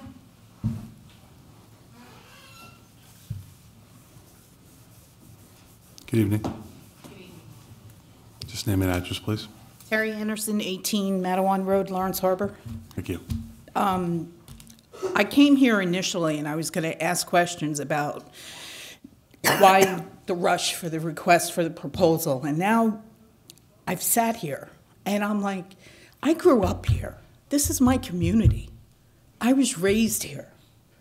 know I've traveled the world. I've been in the military. I've been on the squad. I joined the squad in 1993. And a day before, I'm just now finding out that you want to get rid of OB Thames and you want another ambulance service to come in here. The neighboring towns, I don't know if you all know this, but several neighboring towns have gone for these services. And do you know what has happened? OB Thames and the volunteers are now providing backup for the other towns. You want to get rid of a not-for-profit organization that's community-based and give it for a profit? What's going to happen to our people? The bid was in a rush. Who decided we needed the rush right now? If there was a problem, did it just happen? Did it just in the last 24 hours? I'm sorry. I was out answering calls. You know, did something happen? And I just wish that you would really think about it before you jump ship and get rid of the community-based organization. Don't go for profit. Thank you.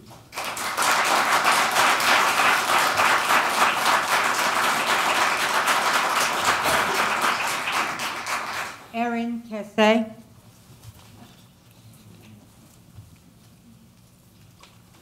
Good evening. Hi, my name is Erin Cassay. My address is 29 Delray Place in Lawrence Harbor. I'm on the current captain of Lawrence Harbor First Aid Squad. I'm an ex-member of Lawrence Harbor Fire Department after 10 years. I am the current supervisor of Old Bridge Township EMS. Lisa Giuliano has been the EMS coordinator in this town since 2003. I don't know if everyone knows this, but she was just nominated for outstanding EMS coordinator in the state of New Jersey. Sorry, I told myself to not let my emotions get involved, but when I dedicate every minute of my life to this town, it's hard to do that. She became the director of OB Thames in 2013 when the township came to her and asked her to. They asked her to fix what was a problem, and she did. There was times where there was 40-minute response times before that. 40 minutes, people waiting 40 minutes for an ambulance, one ambulance on the road at a time at certain moments. Now there's dedicated 3 ambulances. There's response times that are in between 6 to 10 minutes. I don't understand the problem. I don't. Other towns have mimicked what OB Thames has done. I am sure you can ask numerous township employees, police officers, council members, any resident in Old Bridge that has dealt with OB Thames, and you will hear very little negative feedback because we care. I come to work every day for these people, okay? For everyone right here. And I go home and I put my pager on while my kids are at home sleeping for these people, for everyone outside that door, for everyone that's on the streets, for all the visitors, for my neighbors, leave my house in the middle of the night to come back and do this again in the morning, to answer phone calls at 2 o'clock in the morning because a truck has a problem and they need my assistance. I urge you to reconsider this bid, to reconsider. We're not against having a bid out there, but a fair bid, because we were told that it's something that OB Thames should put in a bid for, and we can't. It precludes OB Thames. Things in that bid say that you have to have a PSAP center. You know we don't have a PSAP center. I'm sorry, I'm going to get too emotional with this, and I just hope that everyone understands what's really happening.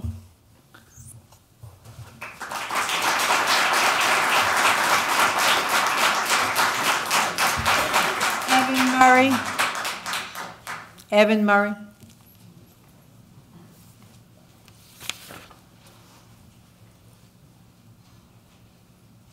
Good evening. Name and address, please, for the record. My name is Evan Murray. I'm the captain of Chesapeake First Aid Squad. I live at 14 Carroll Place. Great, thank you. It was brought to my attention that OB Thames owes the township money for missed rig payment. The township is leading us to believe that that is the reason the bid was put out. What about the money that is owed by the township to OB Thames? The EMS coordinator was told to submit a bill for 3 months that still has not gotten paid. The amount of times that OB Thames is covered, Old Bridge, has increased, leading to larger payroll on top of other operation costs. The treasurer of OB Thames ensured the township they would have a payment in November, December, and the township did not have anything to say about that. If OB Thames had paid for all the extra hours they'd given to town for the last 3 years, the bill would be over $150,000. For those of you who don't know, that is the cost of a brand new ambulance. So, my question to you guys, is this about politics and money, or is this about life and death? Is my family and my friends don't have a price on their lives. And thank you guys. Have a good night. Thank you.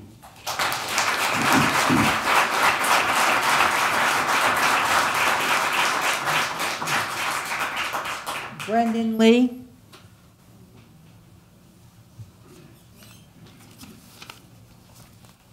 Good evening. Good evening. My name is Brendan Lee, and I live at 1 Clearbrook Court. Thank you. I'm the current assistant captain of Cheesecake Volunteer First Aid Squad. Regarding the proposal for bid, my question to you guys is regarding in the contract, and I'm sure you guys don't have it in front of you, but on page 43, section 1.7, the last line, it states that the contractor, however, shall remain ultimate responsibility for ensuring these services are provided in accordance with specifications regarding the volunteer squads. Why is it that we, the volunteers, are to answer to the contractor? We do not currently do that and have not done so previously. In the 6 years that I have been a volunteer, and not to say that many of my colleagues that have been volunteering even longer than me. We work in conjunction with the current contractor, Old Bridge Township EMS, but we do not answer to them. We do answer to the current EMS coordinator, who so happens to be the current president of OB Thames. But again, we the volunteers, we do not answer to them. Another question I have is, when a first aid squad has a problem at 2 a.m. in the middle of the night and has to pull their truck off the road, who do we call when the new contractor comes into Old Bridge Township? Will an executive of any of those prospective contractors answer the phone and find coverage for the town as fast as the current EMS coordinator does? It has been known that the first aid squad does encounter an issue that requires them to take their truck off the road, but the current EMS coordinator has been able to find coverage within the hour utilizing Old Bridge Township EMS. Will any of these prospective contractors be able to do that? This is about life or death, not about politics and money. Lives are at stake here. That's the real problem, and the solution is currently working. It's effective. We strongly urge you to reconsider this bid. Thank you.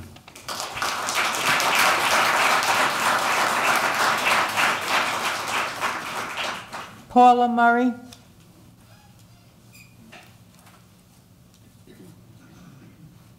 Good evening. Hi. Name and address for the record, please. My name is Paula Murray. I live at 14 Carroll Place. Great, thank you. I just have just a few questions. First, I agree with everything that everybody said here tonight. I understand that taxpayer money was being used to conduct an audit of OB Thames about their finances. And I'm sure that the data will provide the town with much valuable information. However, I understand also that the bid is going to be awarded before the audit is finished. So I'd like to know, what's the rush? If the audit won't be completed, then what is the audit for? If the bid is going to go out to a contract, to a company, before everything is finished, I don't understand. What is the taxpayer money being used for this audit? Could somebody explain what is going on? What is, to me, it seems like it is dollars and cents, and it's not for the residents what's going on here. It's very concerning to me. I think you really, really have to get all the facts before you make any true decisions. Why are we rushing? But I don't understand. Thank you. Thank you.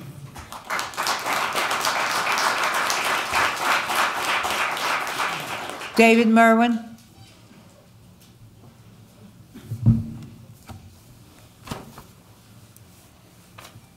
Good evening. Good evening. Name and address for the record, David please. Merwin, 842 Summerfield Avenue, Lawrence Harbor. Thank you. I could go on and add multitude of things to what people have said already, but I'm not here for that. I signed up for, I have a question in reference to the snow removal during this past storm. Himanshu and the mayor, I sent an email, hopefully you got it. I'm not here to embarrass anybody, but the snow removal or the salting of the roads in Lawrence Harbor, Cliffwood Beach was atrocious. Matter of fact, it was absent. And Mr. Moran, you got to address the council, okay? I'm sorry. Okay, you know, hopefully going forward, this will be taken care of and it'll be a little bit better. And when you get a chance, I asked to report, and hopefully I'll get one in. Okay. All right, it's not here, it was the first snowstorm of the year, I understand it. You know, maybe some communications got mixed up and it wasn't done. Okay. All right, thank you. You guys know about that, right? The email? Yep, great. Rosemary Watkins.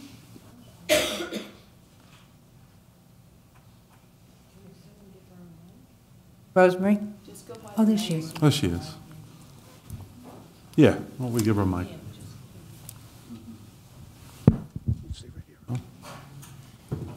Hi, my name is Rosemary Watkins. I live at 9 Colby Court. And I'm coming a little late to the party because I just heard about the first aid crisis about a week ago. And I think that the people in my section of town would be totally distraught if we lost Madison Park First Aid and Old Bridge OB Thames. I think that would be a complete and utter mistake. And I feel like everyone who spoke here tonight said basically the same thing. And also, I didn't really realize there is such a rush to get this done. And if there isn't, would be a good question to answer. Thank you. Thank you.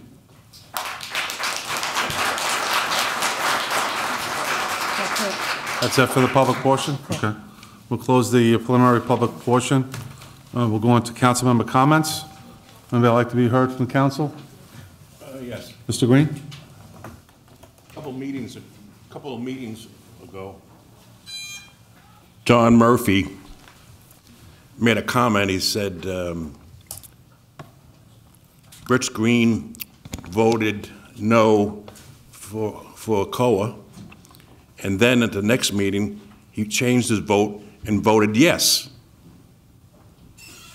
And because Rich Green was promised a job. That's really contempt, Mr. Murphy. That's a disgrace. You know how I got that job? The job is Commissioner of Middlesex County, Commissioner of Taxation. Here's how I got it. I was recommended by Sam Thompson, the local senator. That recommendation was sent to the governor. Sam Thompson did not appoint me. The governor appointed me after vetting me, checking me out, see if I was qualified. Then I had to get all 6 senators who oversee a portion of Middlesex County. So do you think that in one stroke, one vote, they would make me change my vote? Mr. Murphy, do you know what COA stands for? Mr. Green, we're not going to do council question and answer. Okay. I bet he doesn't. And don't ever do that again. I was very qualified, and you know what? Do you know why I changed my vote? Because it is overseen by judges, Supreme Court judges. and the one who oversees our actions it resides in Middlesex County. Okay?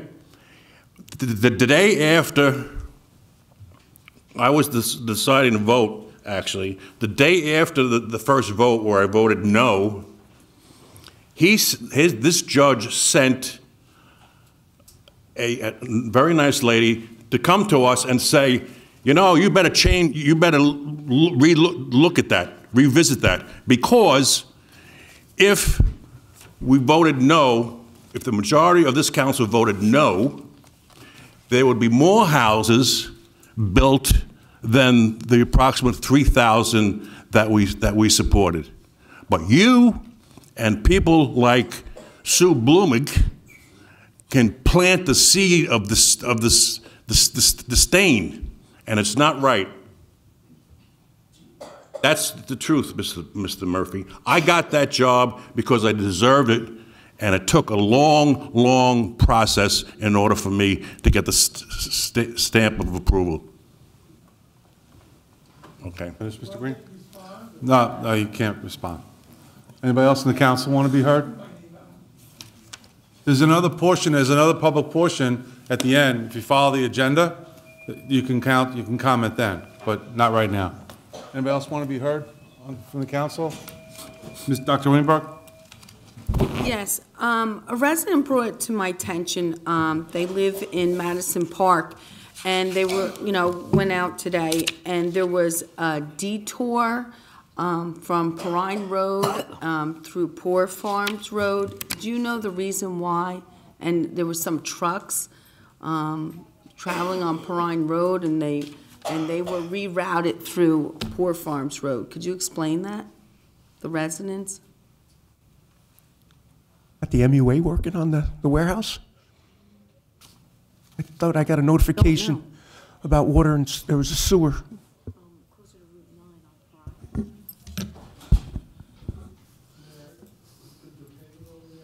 The paving was done on Perrine? Okay, so it's paving work. No, they said that they went back and they looked and it was nothing that was done. That was the whole thing. They looked, they thought it was going to be paving, and then when the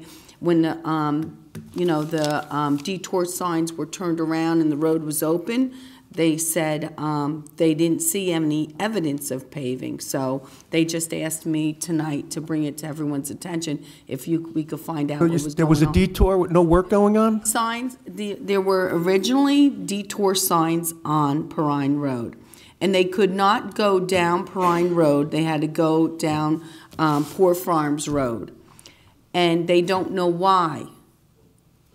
And so that's what I'm asking, but... I know there was paving work on Perrine. I thought that to be completed, right? Nicole's complete. We believe it's OBMUA work. So they were working then today at the warehouse?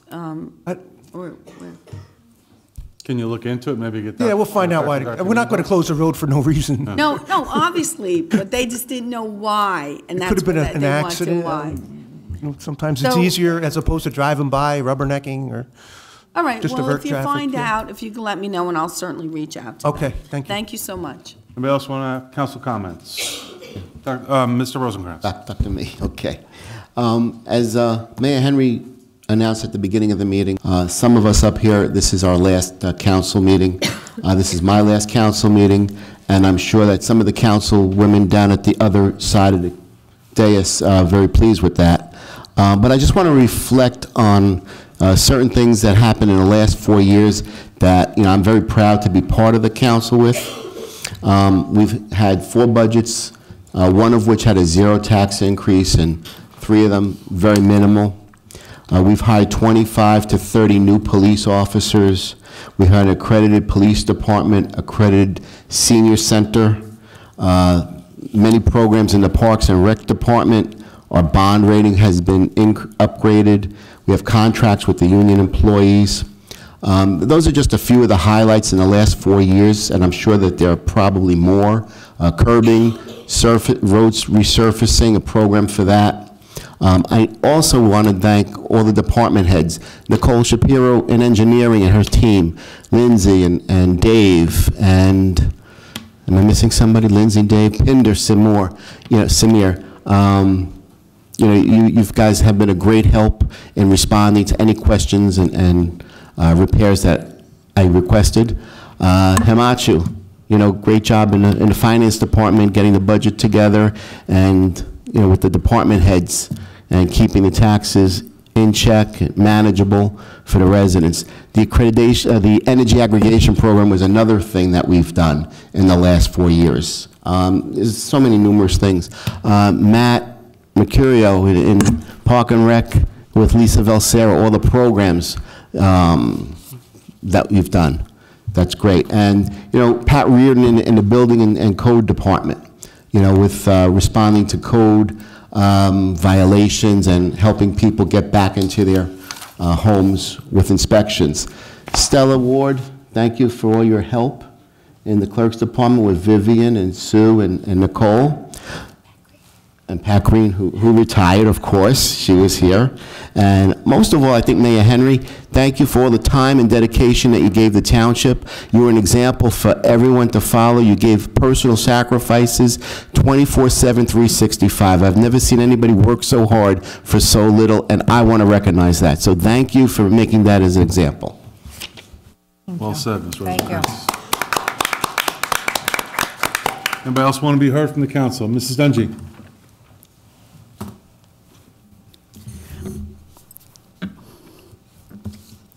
Yes, I would like to thank the mayor and all the department heads that were very supportive to me during my short stay here.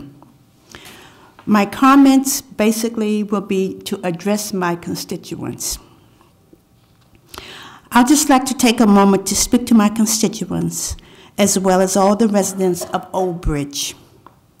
It has been an honor serving as the councilwoman representing Ward 3. It was also an honor stepping in for the late Reggie Butler, who served this town for so many years with grace and dignity. And I would just like to say I'm very happy that a couple of Friday nights ago we dedicated the Public Works building to him. As I said, I'd like to thank the mayor and the town council for all the hard work they do, as well as all the township employees and department heads, and the police department. I've had so many residents and friends offer me words of encouragement and support. I thank them from the bottom of my heart.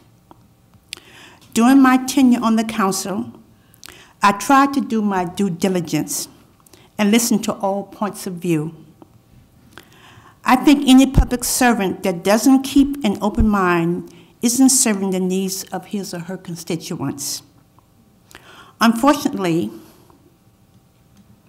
having an open mind and listening to all points of view is considered a negative in my party.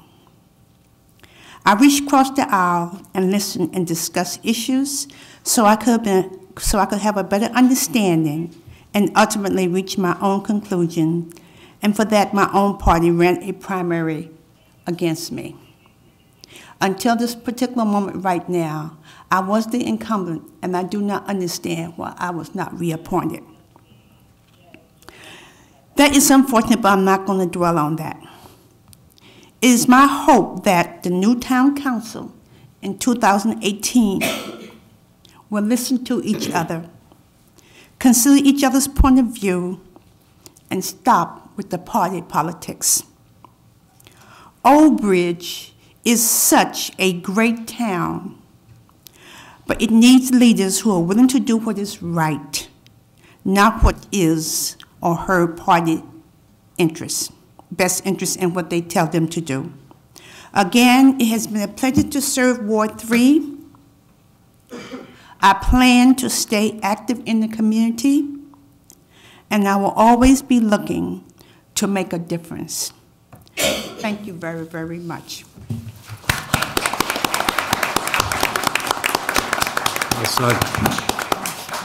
Anybody else like to be heard? Council comments? Mrs. Panos? Yes. There's a couple of things I'd like to discuss. A few weeks back and a couple of meetings ago, the MUA made a presentation, about their facilities and the job they do, and they do a wonderful job. One question that I was concerned about is the discount given to seniors. See, they give a discount to seniors who make under $10,000 a year. They give a 20% discount. And they have that's 478 people in this town who qualify for a discount. And they said they based it on state statute and what the township does. They don't have to do that. As a utility, they have the right to increase the limits, and I would hope that they would increase it. In fact, I asked this council to send a letter to the MUA. We have some representatives on this council that are also on the MUA commission. They should increase their limits to elderly people over 65. They have that right. Anybody who's living on $10,000 a year plus Social Security is not living high off the hog. Okay? So I would encourage, I want to know, one, if this council, if a letter was sent to the MUA because this council voted to do so, and if there was a response from the MUA, the letter said, listen, why don't you raise the rates from a minimum of $10,000 to $26,000. That's what people on PAD are doing. You know, that's what people are paid. I haven't heard anything, so I'd like to follow up on that. And did the council people on this board bring that to the MUA commission as they sit on both boards? That would be Councilwoman Greenberg Belli and Councilman Green. Please follow up on that and give me an answer. One response was, oh, that's the state. Write to your state senator to get the state to reduce to increase their limits. The MUA does not have to follow the state. Let that be clear. And if you're going to write to the state, you should always write to the commission, you know, the group, like they have a budget committee. You should write to the committee and their heads. And then that's the process. You write to the committee, you ask them to put it on committee, and then those in the committee move it forward to the full vote of the assembly or senate in the state. I just want to say that, you know, and I hope that the council followed that process. If you were looking for something, that's the best way to get it done. Having said that, there's a Senate Environment and Energy Committee. That committee, and here, our local senator, Sam Thompson, is on that committee, voted to move forward so that there is a list of, so environmental infrastructure projects are approved for long-term funding. Well, that was voted out of the Environmental and Energy Committee, of which our senator is on. The Old Bridge MUA is benefiting from that. And not only did our senator keep an eye out for Old Bridge, whether it's the MUA or whatever, he co-sponsors this bill. So he voted to get it out of committee, and now it's going to be co-sponsored. Something like that will help your pocketbook when it comes to the MUA rates. Okay, so I'd like to acknowledge that and thank Senator Thompson for moving it out of committee and for joining to co-sponsor it. My last, let's see, what else I have? Oh, all this, this committee, this ambulance service and such, that also had a committee, okay, that voted it out, and then it comes before the council next vote. If you have any questions, I would say, and believe me, I'm doing my homework. I got a little hung up in the last couple of weeks because of a family issue. However, there was 3 council people on that committee that moved it out of committee so it comes before the council. So I'd ask the council people on that committee, that's Dr. Greenberg Belli, Councilwoman Walker, and Councilwoman Sohar. Mr. Council, I caution you, we're in the bid process. I would caution you. Okay, so after the bid, whatever, Caution you find about- out. Councilman Cahill's on that committee. He wasn't there that day that it got moved forward. So whatever the bid process is, when it's open, this and that, I'd ask those people why they even moved it. And then finally, I've been on here 16 years. I've seen some of you people go from 10-year-olds to 26-year-olds, become adults and productive people in our community. I love those memories of that, and I've seen you at our local St. Thomas or something, so I am very proud that I had the honor to do that. I thank everybody that everybody else thanked, because I'll forget somebody. I might forget somebody. But the one person that I really have gained a lot of respect for, I've known him for many years. I've been here through 3 mayors, almost four mayors. Mayor Henry is the best mayor this town ever had. Whether you think that, maybe there were some decisions, tough decisions, laying off people, hiring them back. When it comes to honesty and integrity, he tops that, rest assured, okay? On this council, I've never taken a meal. Nobody paid for my vacations. There's a group here that decided to blackball those who did not vote a certain way. Well, you know what? After a fellow council person doesn't talk to you for 4 years because you didn't put somebody on a board that they wanted to, my heart wasn't even in it to run again, to tell you the truth. I don't want to sit up here with people that don't talk to you for 4 years because they have personal issues they put above the township issues.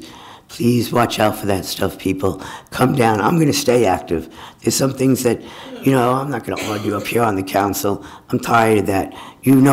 Especially those people down in South Billbridge, I did my job. I just didn't have the heart to campaign and try to be up here with this that went on here. Nobody has ever told me how to vote, and nobody ever will. So, having said that, you'll see me around, and everybody here has my number anyway. So please, thank you. It's been an honor and a pleasure.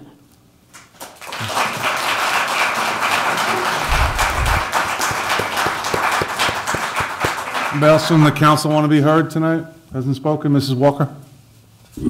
Yes. We're not allowed to speak tonight because there is a bid out, so we're not allowed to speak. But we will be having a special meeting on December 19th, and we'll be allowed to speak at that time. Anybody else want to be heard that hasn't spoken yet? Yeah? I'll end the council comments portion by, I just want to wish everybody a very Merry Christmas and Happy New Year. Again, we had a terrific turnout tonight in the township, the lighting of the Christmas tree and the menorah. It was great to see so many residents and children come out. It really, speaks to the spirit of this town. It's a great town to live in, as we all know. I really appreciate what Mayor Henry did tonight with the departing council people. I thought it was a really nice gesture, Mr. Mayor. I'd personally like to thank Councilwoman Dungy, Councilman Green, Councilman Rosencrantz, Councilwoman Panos, and Councilman Moss. It's not easy being up here. People just see the council meetings and what goes on, and there's a lot that goes on behind the scenes as far as meetings that occur and emails and all sorts of stuff that happens that people really don't see.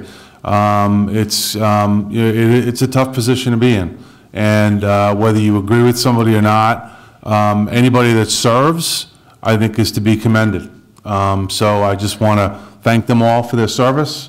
I really appreciate serving with them, and I know none of you are going to go away, but again, thank you very much for serving. Really appreciate it.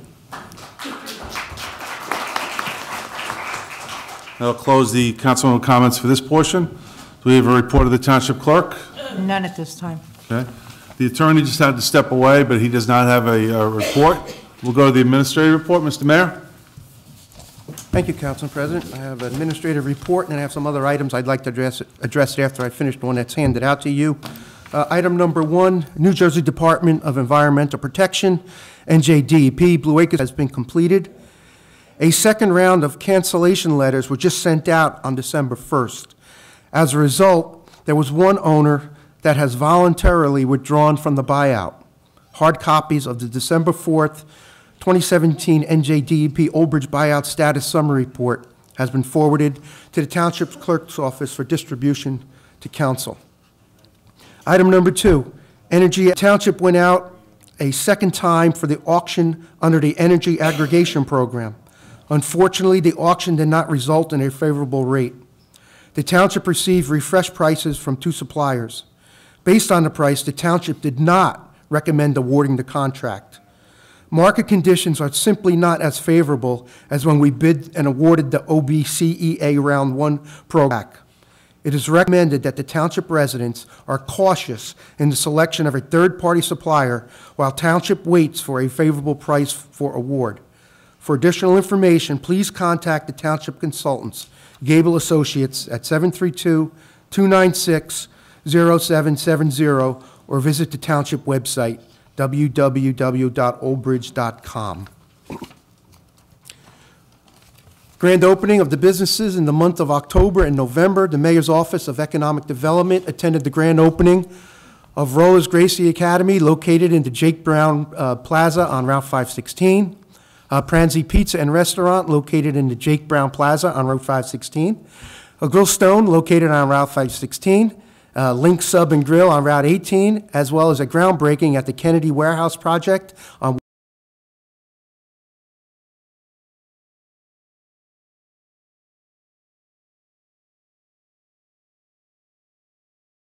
For additional information on local businesses and related opportunities, residents can contact the Economic Development Office, 732-721-5600, extension 7920, or again at the email obedo@oldbridge.com.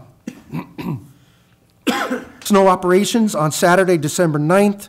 The township had its first snowstorm of the season. The entire snow operation was handled by the township employees with a total of 336.5 hours of overtime. Total accumulation for this event was approximately 4 inches on the grass, with less accumulation on the roadways. I personally was out Saturday into Sunday morning. At all times, all roads in Old Bridge were passable, and Public Works did a good job. Fallside curbside leaf collection. The final round of leaf collection will be completed during the week of December 11th in Wards 5 and 6. For additional information, residents should contact the Department of Public Works, 732-721-5600, extension 6140, or visit the township website at oldbridge.com. Item number 6, the 2017 CDBG road reconstruction. Bids were received and opened in public on Wednesday, November 29th at 11 a.m. for the 2017 road reconstruction contract number 2017-54. 15 contractors submitted bids that range from $312,129.90 to $714,992. MECO Inc. is the lowest bidder at $312,129.90. Award of their contract has been included on tonight's consent agenda for approval by council. Construction is anticipated to begin in early spring 2018. The project is funded through CDBG fund. I believe the council has a list of the roadways, Nicole? Item number 7, Civic Center first floor restroom rehabilitation. Bids were received and opened in public on Wednesday, November 29th at 12 noon for the Civic Center first floor restoration rehabilitation contract number 2017-53. 14 contractors submitted bids that range from $79,424 to $199,000. Aero Plumbing and Heating is the lowest bidder at $79,424. Award of their contract, again, is included on tonight's consent agenda for approval by council. Construction is anticipated to begin in early spring of 2018. And again, this project is combination, or is it all capital? All capital. Combination. What do you? It's a combination of capital and CDBG. And thanks, Nicole, for that. It means a lot. We're using a lot of people's money. Old Bridge Business Alliance is a dynamic business networking group which has received statewide recognition and is free for any business to join. The next Business Alliance meeting and annual Toys for Tots Drive is scheduled for December 12th, which is tomorrow, at 6 p.m. at Cafe Luna. Please bring a new unwrapped toy for a child. For additional information on local businesses and related opportunities, residents should contact the Mayor's Office of Economic Development, 732-721-5600, extension 7920, or email obedo@oldbridge.com. Item number 10. Mr. Mayor, I'm sorry, I think you skipped over number 8. 8? Oh, I'm Yeah, sorry. That's okay. Item number 8. No problem.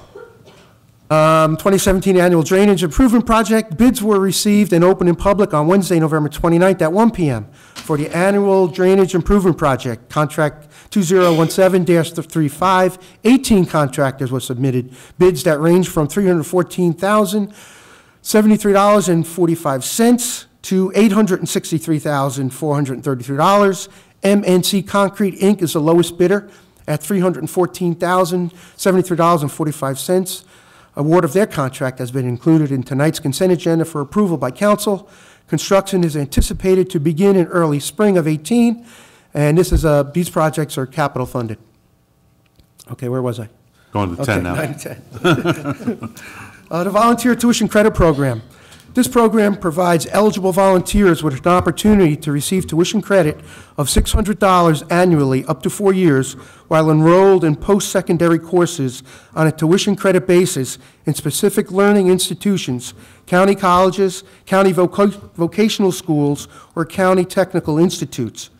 It covers members of volunteer organizations who are active and in good standing, their spouses, and their dependent children. Volunteer companies eligible for the program are Volunteer Fire, First Aid, and Rescue Squad and the Rescue Squad Association. A resolution supporting this program has been included in tonight's consent agenda by the council. If anyone has any questions on that, just reach out to us. It came to us, someone sent us an email, brought it to our attention that this program was available, and we'll make it so. Old Bridge Food Bank holiday collections. Anyone wishing to contribute to the food bank this holiday season can drop off donations at the Old Bridge Food Bank or Senior Center. For additional information or a list of needed items, residents should contact the Senior Center, 732-721-5600, extension 6625, or visit the township website at oldbridge.com. Again, Christmas Day holiday on Monday, December 25th, 2017. All municipal offices will be closed in observance of Christmas Day, of the Christmas Day holiday. I'd like to wish everyone in the town a very safe, peaceful, and a happy holidays. I have 2 items I would like to just speak briefly on, Council President. Please. The administration, we are going to be awarding a contract to enhance the township parking utility collection process. We've been talking about this for a long time now. Current honor boxes, where they stick the dollar in, they're going to be eliminated, and we're going to replace them at a pay station at each location. Commuters will now be able to pay the daily fee at the pay station, or what we're hoping for, everybody's going to use their smartphone and just get directly on the bus with an app. Commuters will pay $1 at the pay station or $1.15 on their smartphone. The company that we have is also going to process annual permit applications, which will now be able to be online. Currently, the permit fee in person is $25. The new permit fee will cost $28.75. The $3.75 will be paid directly to the company for the online permit processing, making it easier for the community to do this at home. The township, as you know, we have a transportation committee. Rich Pucciarelli was here, and Phil McGovern have endorsed this recommendation, and we thank them for their hard work. You should see these changes take place at the end of the spring, 2018, and the new permit application process will take effect next fall when the commuters renew their parking permits. So that's good. Also, just in the final comments, I know we have a lot of people in the room tonight talking about our ambulance services, Township of Old Bridge. I just want to let I'm sure the council knows, members of the public that are here tonight, and anyone watching on TV, that as a mayor, as a police department, as a council, we have an obligation. We have an obligation to provide EMS services in Old Bridge 24 hours a day, 7 days a week. Currently, we have required 3 ambulances be in service 7 days a week. And we take that obligation seriously. That is our #1 priority, public safety. So I wanted to take, as I know council made a couple comments, this is an open bid process, and the bid is still open. So I'm limited to what I can say.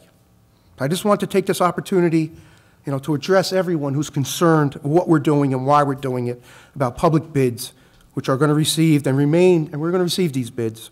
We're going to open them tomorrow as per the bid specifications and the advertisement for ambulance services. The first rumor or first falsehood that I want to address, that this does not impact or affect our volunteer ambulance services in any way, shape, or form. They are dedicated, and we appreciate their service, and we want to maintain volunteerism here in Old Bridge. What we have been talking about is this gap in service. This gap in service when we don't have 3 volunteer ambulances in service. And that is what we have to fill, that gap. And we have a due diligence as a mayor sitting in this chair, whoever it is, whatever the mayor might be, whoever's sitting up there. We have to do our due diligence, and we have a responsibility. The police department has gone out, and we have looked for finding out if there are other providers available to provide the same or higher level of service, which is now subsidized by the taxpayer. And once we start using taxpayer money, we have a fiduciary responsibility. We just cannot write checks to anyone because of anything that was said in this room tonight. We have a responsibility. Just like any volunteer or any paid EMS, when they go on a site, they have a responsibility. They need to, that's something we have to do. We have a responsibility to make sure that those services that are being subsidized by the taxpayer are being served feasible, and most of all, which I found, is stability. We need stability. We need stability. And as your mayor, along with the council, as I said, we are charged to watch out for everyone's money and to make sure they are spent efficiently and we are providing quality services. There's been some comments, and again, I'll limit my comments. The cost of filling in that gap period has escalated tremendously over the last 3 years.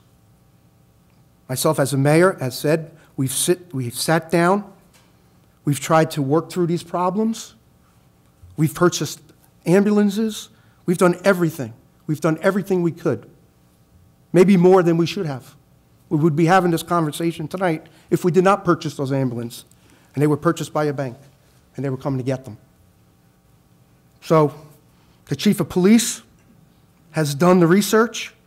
We've consulted with members of Committee on Council. Mr. Himanshu Shah, our CFO, who is responsible for the money of this town, acting as business administrator, has to make decisions. We all have to make decisions. And that's why these bid specifications were prepared, and they were sent out to see. We're not promising that we're going to award a contract, but we need to see. We need to do our due diligence to see if we can provide equal or better services to the Township of Old Bridge. So that's all I'm going to say now. There's a meeting next Tuesday. We will review the bids. We will make a recommendation. You'll be able to make comments. But we are not trying to rush anything. Anyone who's been involved in this has noticed it's been an ongoing problem. I'm not going to call it a problem. It's been an ongoing situation. It's been an ongoing situation. And we need stability. We need to know that when somebody calls 911, they're going to have an ambulance there. We need to know that. And it has to, and that's our, that's what we're here for. I know there's people upset, but please don't be upset. Don't. If you were sitting in this seat or if you were sitting up there, you'd be doing the same thing if you were a professional and you cared about Old Bridge. So this is just one of those growing pains we have to go through to see. And if we didn't do it, we'd be remiss in our duties. And I believe we'd be subject to criticism. So that's all I have, Council. Thank you. Thank you very much, Mr. Mayor. Okay, we'll go on to the consent agenda. The items tonight, we have items C1 through C18. Can I get a motion introduced before we go to the public and we do separations? I move it. Moved by Mrs. Powness. Second, please. Second. Second by Mrs. Dungy. Anybody from the public want to be heard on the... Oh, I'm sorry. You are so correct, Vivian. I apologize for that. I need a motion on the administrative report. I'll move it. Can I have a second? I'll second it. Second, Mr. Green. Thank you, Vivian. I appreciate it. Roll call on the administrative report. Mrs. Dungy? Yes. Dr. Greenberg? Yes. Mr. Green? Yes. Mr. Mollis? Yes. Mrs. Panos? Yes. Mr. Rosencrantz? Yes. Mrs. Sohar? Mrs. Walker? Yes. President Cahill? Yes. 9 yes. Thank you very much. Do we have a motion and a second to introduce the consent? Yes, we do. Great. Anybody from the public want to be heard on items C1 through C18? Close the public portion. Any council separations on C1 through C18? C1. Mrs. Walker? C13. C13. Mrs. Panos, she said C1. Yes. Any other council separations? Dr. Greenberg? C4. That's it? C4? Any other council separations? So we've separated 1, 4, and 13, correct? I need a motion on the balance, please, excluding 1, 4, and 13. Moved by Mrs. Sohar. Second, please. Second by Dr. Greenberg. Roll call on the balance. Mrs. Dungy? Yes. Dr. Greenberg? Yes. Mr. Green? Yes. Mr. Mollis? Yes. Mrs. Panos? Yes. Mr. Rosencrantz? Yes. Mrs. Sohar? Yes. Mrs. Walker? Yes. President Cahill? Yes. 9 yes on the balance. C1, Mrs. Panos? Okay, I just want the public to know that there is a grant, this is a grant to drive sober or get pulled over. And the specific time frame for this grant is December 8th to, that's this year, the other day, through January 1st, 2018. So folks, if you're gonna go out there and drink, believe me, this township wants you to be safe. There's extra money to make sure that there's safe drivers in this town. I want to remind people that if you're going to drink in this town, there are establishments that if you go there and you live in Old Bridge, you get free Uber. Okay, so go on the website. I know we all want to have a good holiday, but be careful about that. Don't drink and drive ever, but especially during the next couple of weeks during the holiday, where we have more of a tendency to call Uber. And that's all I have to say. There's extra money that this is going to get approved, so thank you. Anybody else want to comment on C1? Need a motion on C1, please? Move it. Move, Mrs. Panos. Have a second? Second. Second, Mr. Green. Roll call on C1. Mrs. Dungy? Yes. Dr. Greenberg? Yes. Mr. Green? Yes. Mr. Mollis? Yes. Mrs. Panos? Mr. Rosencrantz? Yes. Mrs. Sohar? Yes. Mrs. Walker? Yes. President Cahill? Yes. 9 yes. C4, Dr. Greenberg? Yes, if you can just give me a clarification, I'll be satisfied. Thank you. Nicole? This is actually Old Bridge Raceway Park that's filed a complaint in Superior Court against an application that was, well, there was an application in front of the zoning board that was denied, and then a secondary application that was applied for by an applicant that was approved. So they're questioning why this application was denied, and then a subsequent application was approved by this applicant, and we call it Drosna. It's I'm going to butcher the name if I even try to tell you what the acronym is. It's I think it's a temple, basically, that's across the street from Old Bridge Raceway Park. And we call it the acronym Drosna, D-R-S-A-N-A. So it's the Temple's Name Association of North America. And what Old Bridge Raceway Park is doing is they don't agree with the end conclusion that the zoning board had on these two applications. So they're filed a complaint. What was the application that Raceway Park was? They were a complainant, like they complained at the application. They were an objector. Yes. They were an objector. So they were an objector in the first application that was denied. The Drosna, the applicant actually revised their application, came back in with a different use variance for a similar use, just a little bit different. And then they're questioning now why the first application was denied and the second application was approved, but they were two different applications. Thank you very much. You're welcome. Any other questions on C4? Need a motion on C4, please. I'll move it. Moved by Dr. Greenberg. Can I have a second? Second. Second by Mrs. Dungy. Thank you. Roll call, please. Mrs. Dungy? Yes. Dr. Greenberg? Yes. Mr. Green? Yes. Mr. Mollis? Yes. Mrs. Panos? Mr. Rosencrantz? Yes. Mrs. Sohar? Yes. Mrs. Walker? Yes. President Cahill? Yes. 8 yes. C13, Mrs. Walker? Yes, I'd just like some clarification. Well, I'm just going to give you a brief clarification, and then Dawn will go in a little more detail, but we've been trying to foreclose. There's a number of property we have unpaid taxes on, probably 10 years plus, and we're trying to foreclose that. And one of the reasons you want to foreclose the property that is on not paying taxes is because the taxes continue to accumulate, and we pay school and county and every agency, but we can't collect. So we need to take these actions. Now, we had a previous attorney that took it to short distance and then dropped it. And so at some point, I think we authorize Mark's firm to continue that. I'm going to let Dawn explain more in detail about the number of properties. Pretty much we have about 50 properties right now that have municipal liens on them. They're all land properties, a lot of them small little pieces.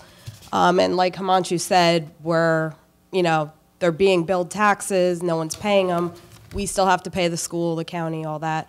So we're trying to foreclose on it. Last update I received from Mr. Griegel, one of the partners of Mark and Ken, they finished the title searches on the properties, and now I believe they're going to be moving forward in the court with the foreclosure process. So this is the additional money needed for that.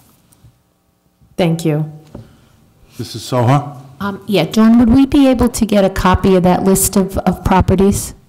Sure. It actually came before council, I believe, in June or July. Right. Some have been struck off or redeemed since then, but absolutely. Okay, thank you very much. Mr. Lazier would like to say something. Just so you know, the original contract was $15,000. Over $12,000 was fees for title searches and abstracts and so forth. So, to this point, as far as legal fees go, it's been less than, I want to say, $3,500. All of it was expenses, and we are billing the same rate that the other professionals would have billed. But as Mr. Shaw said, we originally didn't have the contract. That attorney that was originally going to do it, for some reason, either decided not to or whatever it was, but we were asked to pick up the ball. Great.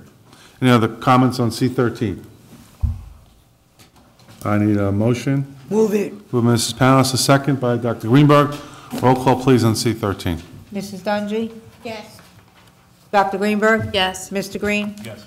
Mr. Mollis? Yes. Mrs. Panos? Yes. Mr. Rosencrantz? Yes. Mrs. Sohar? Mrs. Walker? Yes. President Cahill? Yes. 9 yes. That completes the consent agenda. There's no ordinances for first reading. We'll go to public comments on any subject matter. Anybody want to be heard? Yes, sir?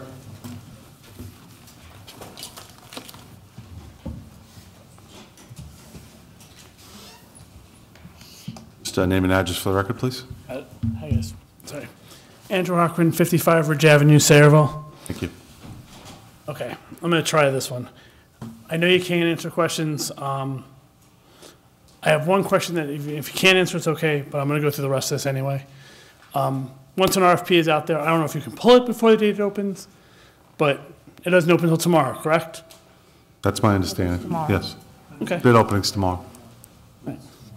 It opens tomorrow, 10, I believe 10 o'clock. But that doesn't mean it can't be pulled before tomorrow, correct? Can't be pulled. It's been advertised to open tomorrow. I didn't know that, so I'm Yeah. asking questions. Mhm. I'm going to go through the rest of this anyway. All right. All right. So, in the history of Old Bridge, or at least I've been in this town, well, part of this town for the last 20 years. I started as my life member at Cheesequake, now in Sayreville. For all these years, you've had Rural Metro. For a while, they failed. In other towns, you've had Monarch, had Atlantic, They failed. You've seen other towns fail at outside contractors. The ones that succeed are the ones that are in town, okay? I've seen it go from Atlantic to East Brunswick. East Brunswick seems to be doing okay. I've seen I've seen Monarch fail in different areas. I've gone to inside town areas. This is not something that's broken, okay? I'm a life member of Cheesequake, I'm a volunteer. Okay, I'm also a paid EMT somewhere. Not here, but that's okay. The reason I'm an EMT is because of Cheesequake First Aid. In 1998, I came to this town, I became an EMT, and I stuck with it. I would have left it a long, long time ago, okay? Those who are in Old Bridge are the reasons why I still do what I do, and the reasons why I still care. We're night crawlers, folks. People are day walkers or night crawlers. We stay up all night long for the residents of any town we're in, no matter where, no matter what time, no matter how. Does not matter, we are there. Old Bridge Township EMS are the combined forces of all 5 squads. The people that serve your community, who live here, who give a crap about everybody that's here. Why would you want to change that?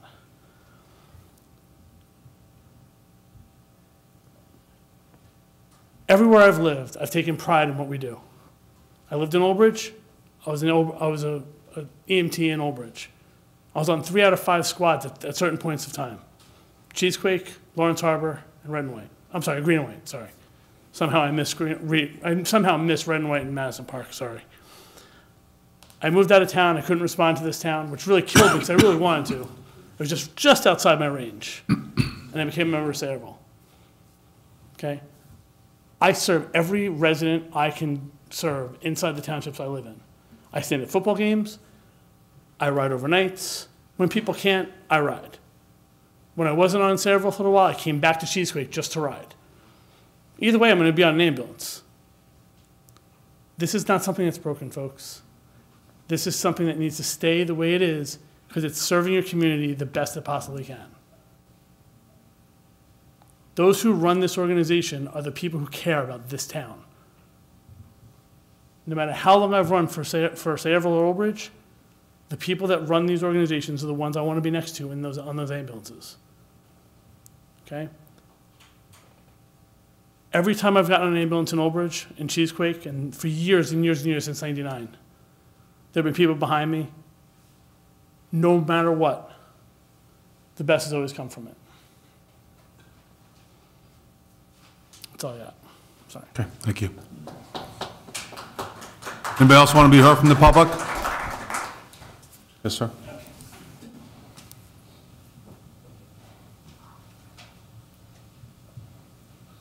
Just if you could for the record, please. Yes, of course. I think my voice is a little better now, which is good. Richard Pucciarelli, 20 Knoll Court, Manawan. I want to thank the council for supporting the ordinance called Trees. And I also like to wish well all the council people who are leaving after tonight. Thank you for serving. I know it's a very difficult job you have up there. I do that on a minor level in my association, and I get called all kinds of names as well.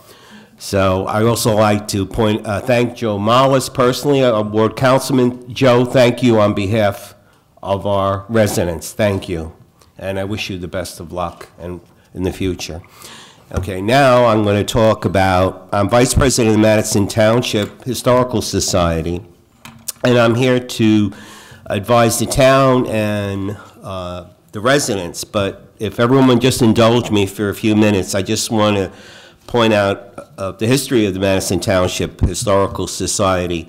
It started out as a historical exhibit to commemorate the 300-year anniversary of New Jersey, given by the Whitted Brown School in November of 1963. In January 1964, a meeting was held and it was decided to form a historical society.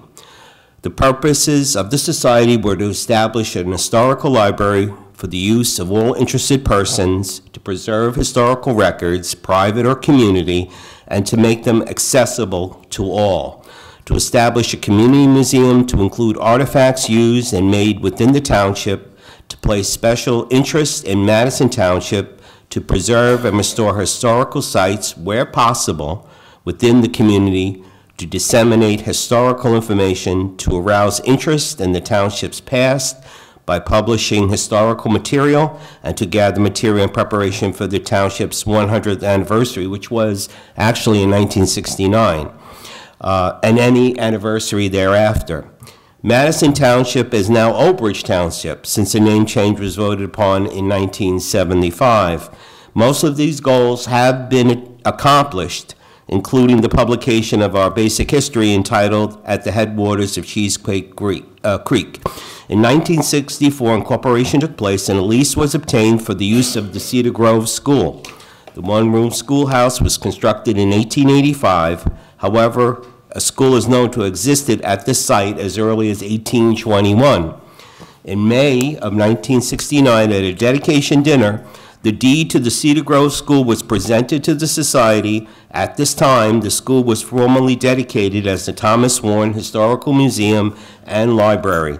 The Cedar Grove School has been accepted on the New Jersey State Register of Historic Sites, and in 1976 was placed on the National Registry of Historic Sites.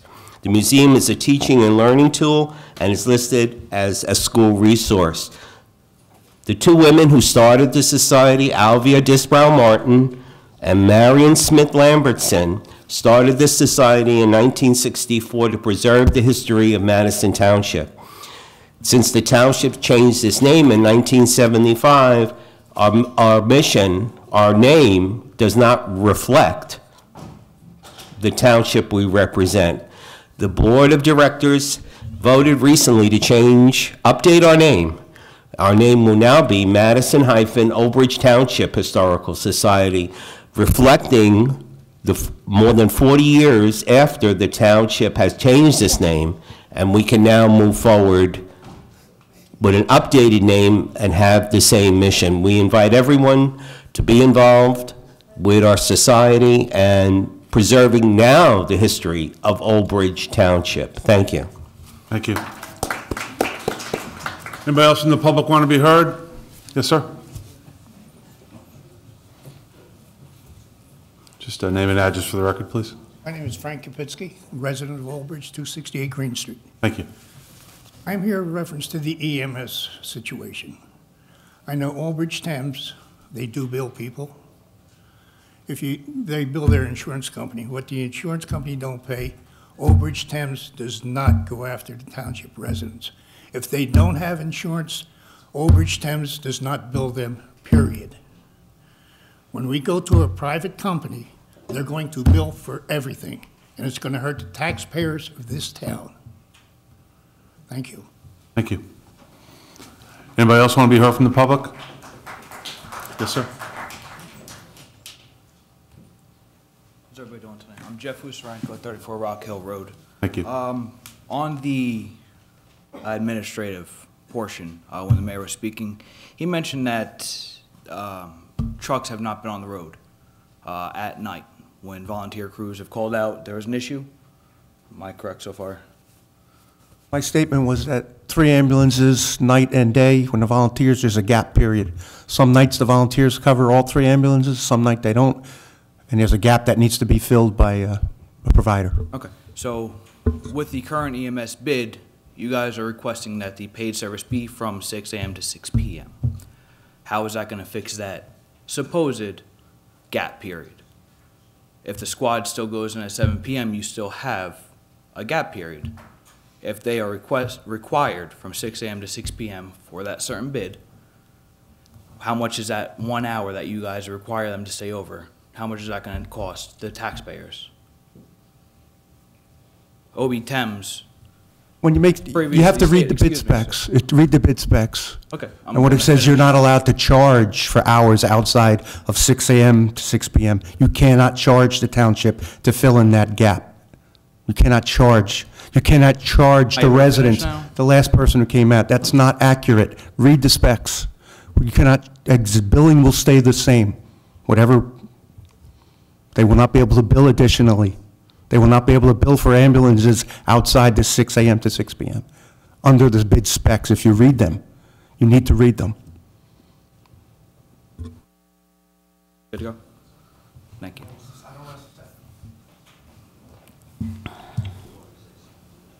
Anybody else want to be heard from the public? Yes. Do I have to introduce myself again? Yeah, just for the record, if you Sorry. could. Thank you. Erin Cassay, 29 Delray Place, Lawrence Harbor, New Thank you. Jersey. One question, and I believe Mrs. Walker brought up that we can speak at a special meeting on the 19th. There's a special meeting on the 19th. Okay, I just Next want to Tuesday. confirm, but is the bid still being awarded on the 18th? Because that's what it says in the, No. I'm just confirming. Yeah. Okay, if a bid is awarded. And there was talk about how much research had went into putting this bid together. And so much research that you can Google the bid and find that it was copy and pasted directly from Hillsborough. So it doesn't fit Old Bridge. It just doesn't. It's a completely different town. There's people here who, we're not against a bid. We just want a fair bid, one that fits our town. That's all. OB Thames is not against, if someone else gets the bid, okay. But it should be done fairly, in a way that people who have been providing the service for so long, almost 12 years now, can have a fair chance. Because right now, we don't. And I don't see how that is gonna fix anything, or make people happy, or whatever we're trying to do here. And I understand what he was saying fiscally, it has to be done. They have to go out, they have to research. We understand that. But we just wish that could be done in a way where we can still, in good faith, there's a part of the bid that says that there was 3 ambulances on, you must backfill each ambulance that goes out on a call. That means that whoever gets this bid, in essence, should have 6 to 7 available ambulances. Because if BLS 1 goes to 100 Mattawan Road, okay, let's backfill that ambulance. That's the way the bid reads. Who has 7 ambulances? No company. No company has 7 ambulances to dedicate to the township of Old Bridge. And I don't understand if am I reading it correctly? I don't know. I'm sorry. It's okay. We'll go to you, and then we'll go to you, okay? Please.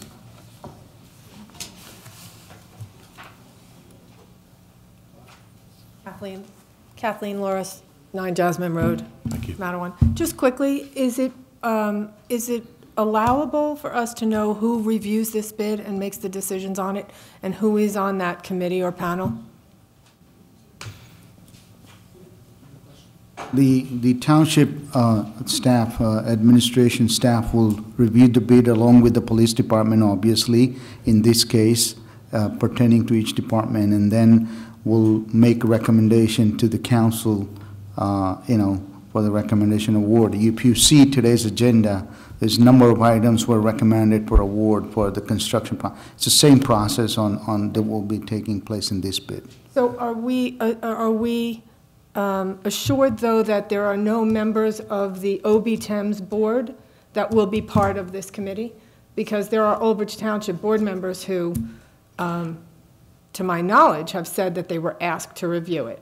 Once the bids are open, there are public records. They Okay. can be requested, review, and particularly if OB Thames is going to submit the bid, they will be there. They can be present at the bid opening. They can be present, and they can review the documents. So And all there's discussions. multiple options to review those documents. So Those are not a private records. I'm sorry, I understand Yeah, those are not that part. private I guess records. I'm just questioning that there'll be no other private conversations with anyone else granted, it's open, but is there any time besides the committee that's assigned to make the decision on this bid process, outside of that committee, is there anyone else who has been invited in to make comment on it?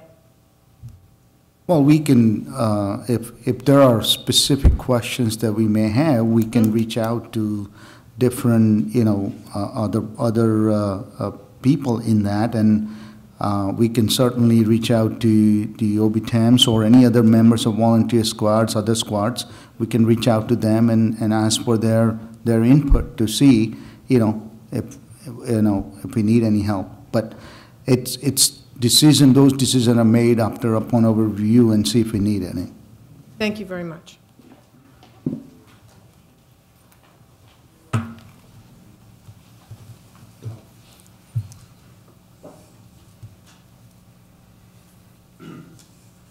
Good evening.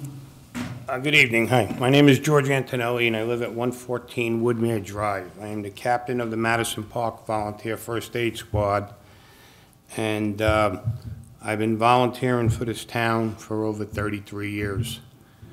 I started off in Madison Park Fire Company, and I ran both for a while, and now I'm just running with the First Aid Squad. First off, we were omitted in your bid that you sent out. Madison Park does not exist according to the bid you sent out. It names the other 4 squads in town. Now, I was very upset over that when I read that, and I received about 1,000 phone calls from people saying, "Are you guys out?" I immediately contacted the mayor, and I contacted Councilwoman Dungy, and I was assured that that was an oversight. We were just left out because of an oversight. It was corrected. There was a correction. Now, George, it was an oversight. Yeah, okay, thank you. I just want everyone to know that it was Put an an addendum out, oversight. and Madison Park is in there. Okay, Thank thank you, you. sir. And all council people received that. Yeah. That The mayor correction. assured me of that. Yeah, and we I take received his the word correction. on it. Mhm. Okay. Just want to talk a little bit about Old Bridge Thames. They are there all day long. They run many hours, 12, 14, 16 hours a day. Okay. We are volunteers. We run what we can run with the people we have. And sometimes at 5 to 6, 10 to 6, somebody called and says, "I can't make it. Now I can't put a truck on the road. What do I do?" I have to call Lisa, and she has to hold these guys back. And she does. And these guys are out there for an extra 1-2 hours every day because sometimes the volunteers are hurting, sometimes we can't get in service, sometimes we have people that say, "I don't feel like running tonight. I can't run tonight." So, and that affects us with the amount of people we have on the truck, and I can't put a truck out on the road if it doesn't have the right people on it. So, just trying to say that they've always been there for us. Never have a problem with them. They're always there, okay? And they always stay over when they have to put the proper amount of coverage in the town. So with that said, I hope that you people think long and hard about replacing them, okay? Thank you. Thank you. Anybody else from the public want to be heard? I'll close the public. Mrs.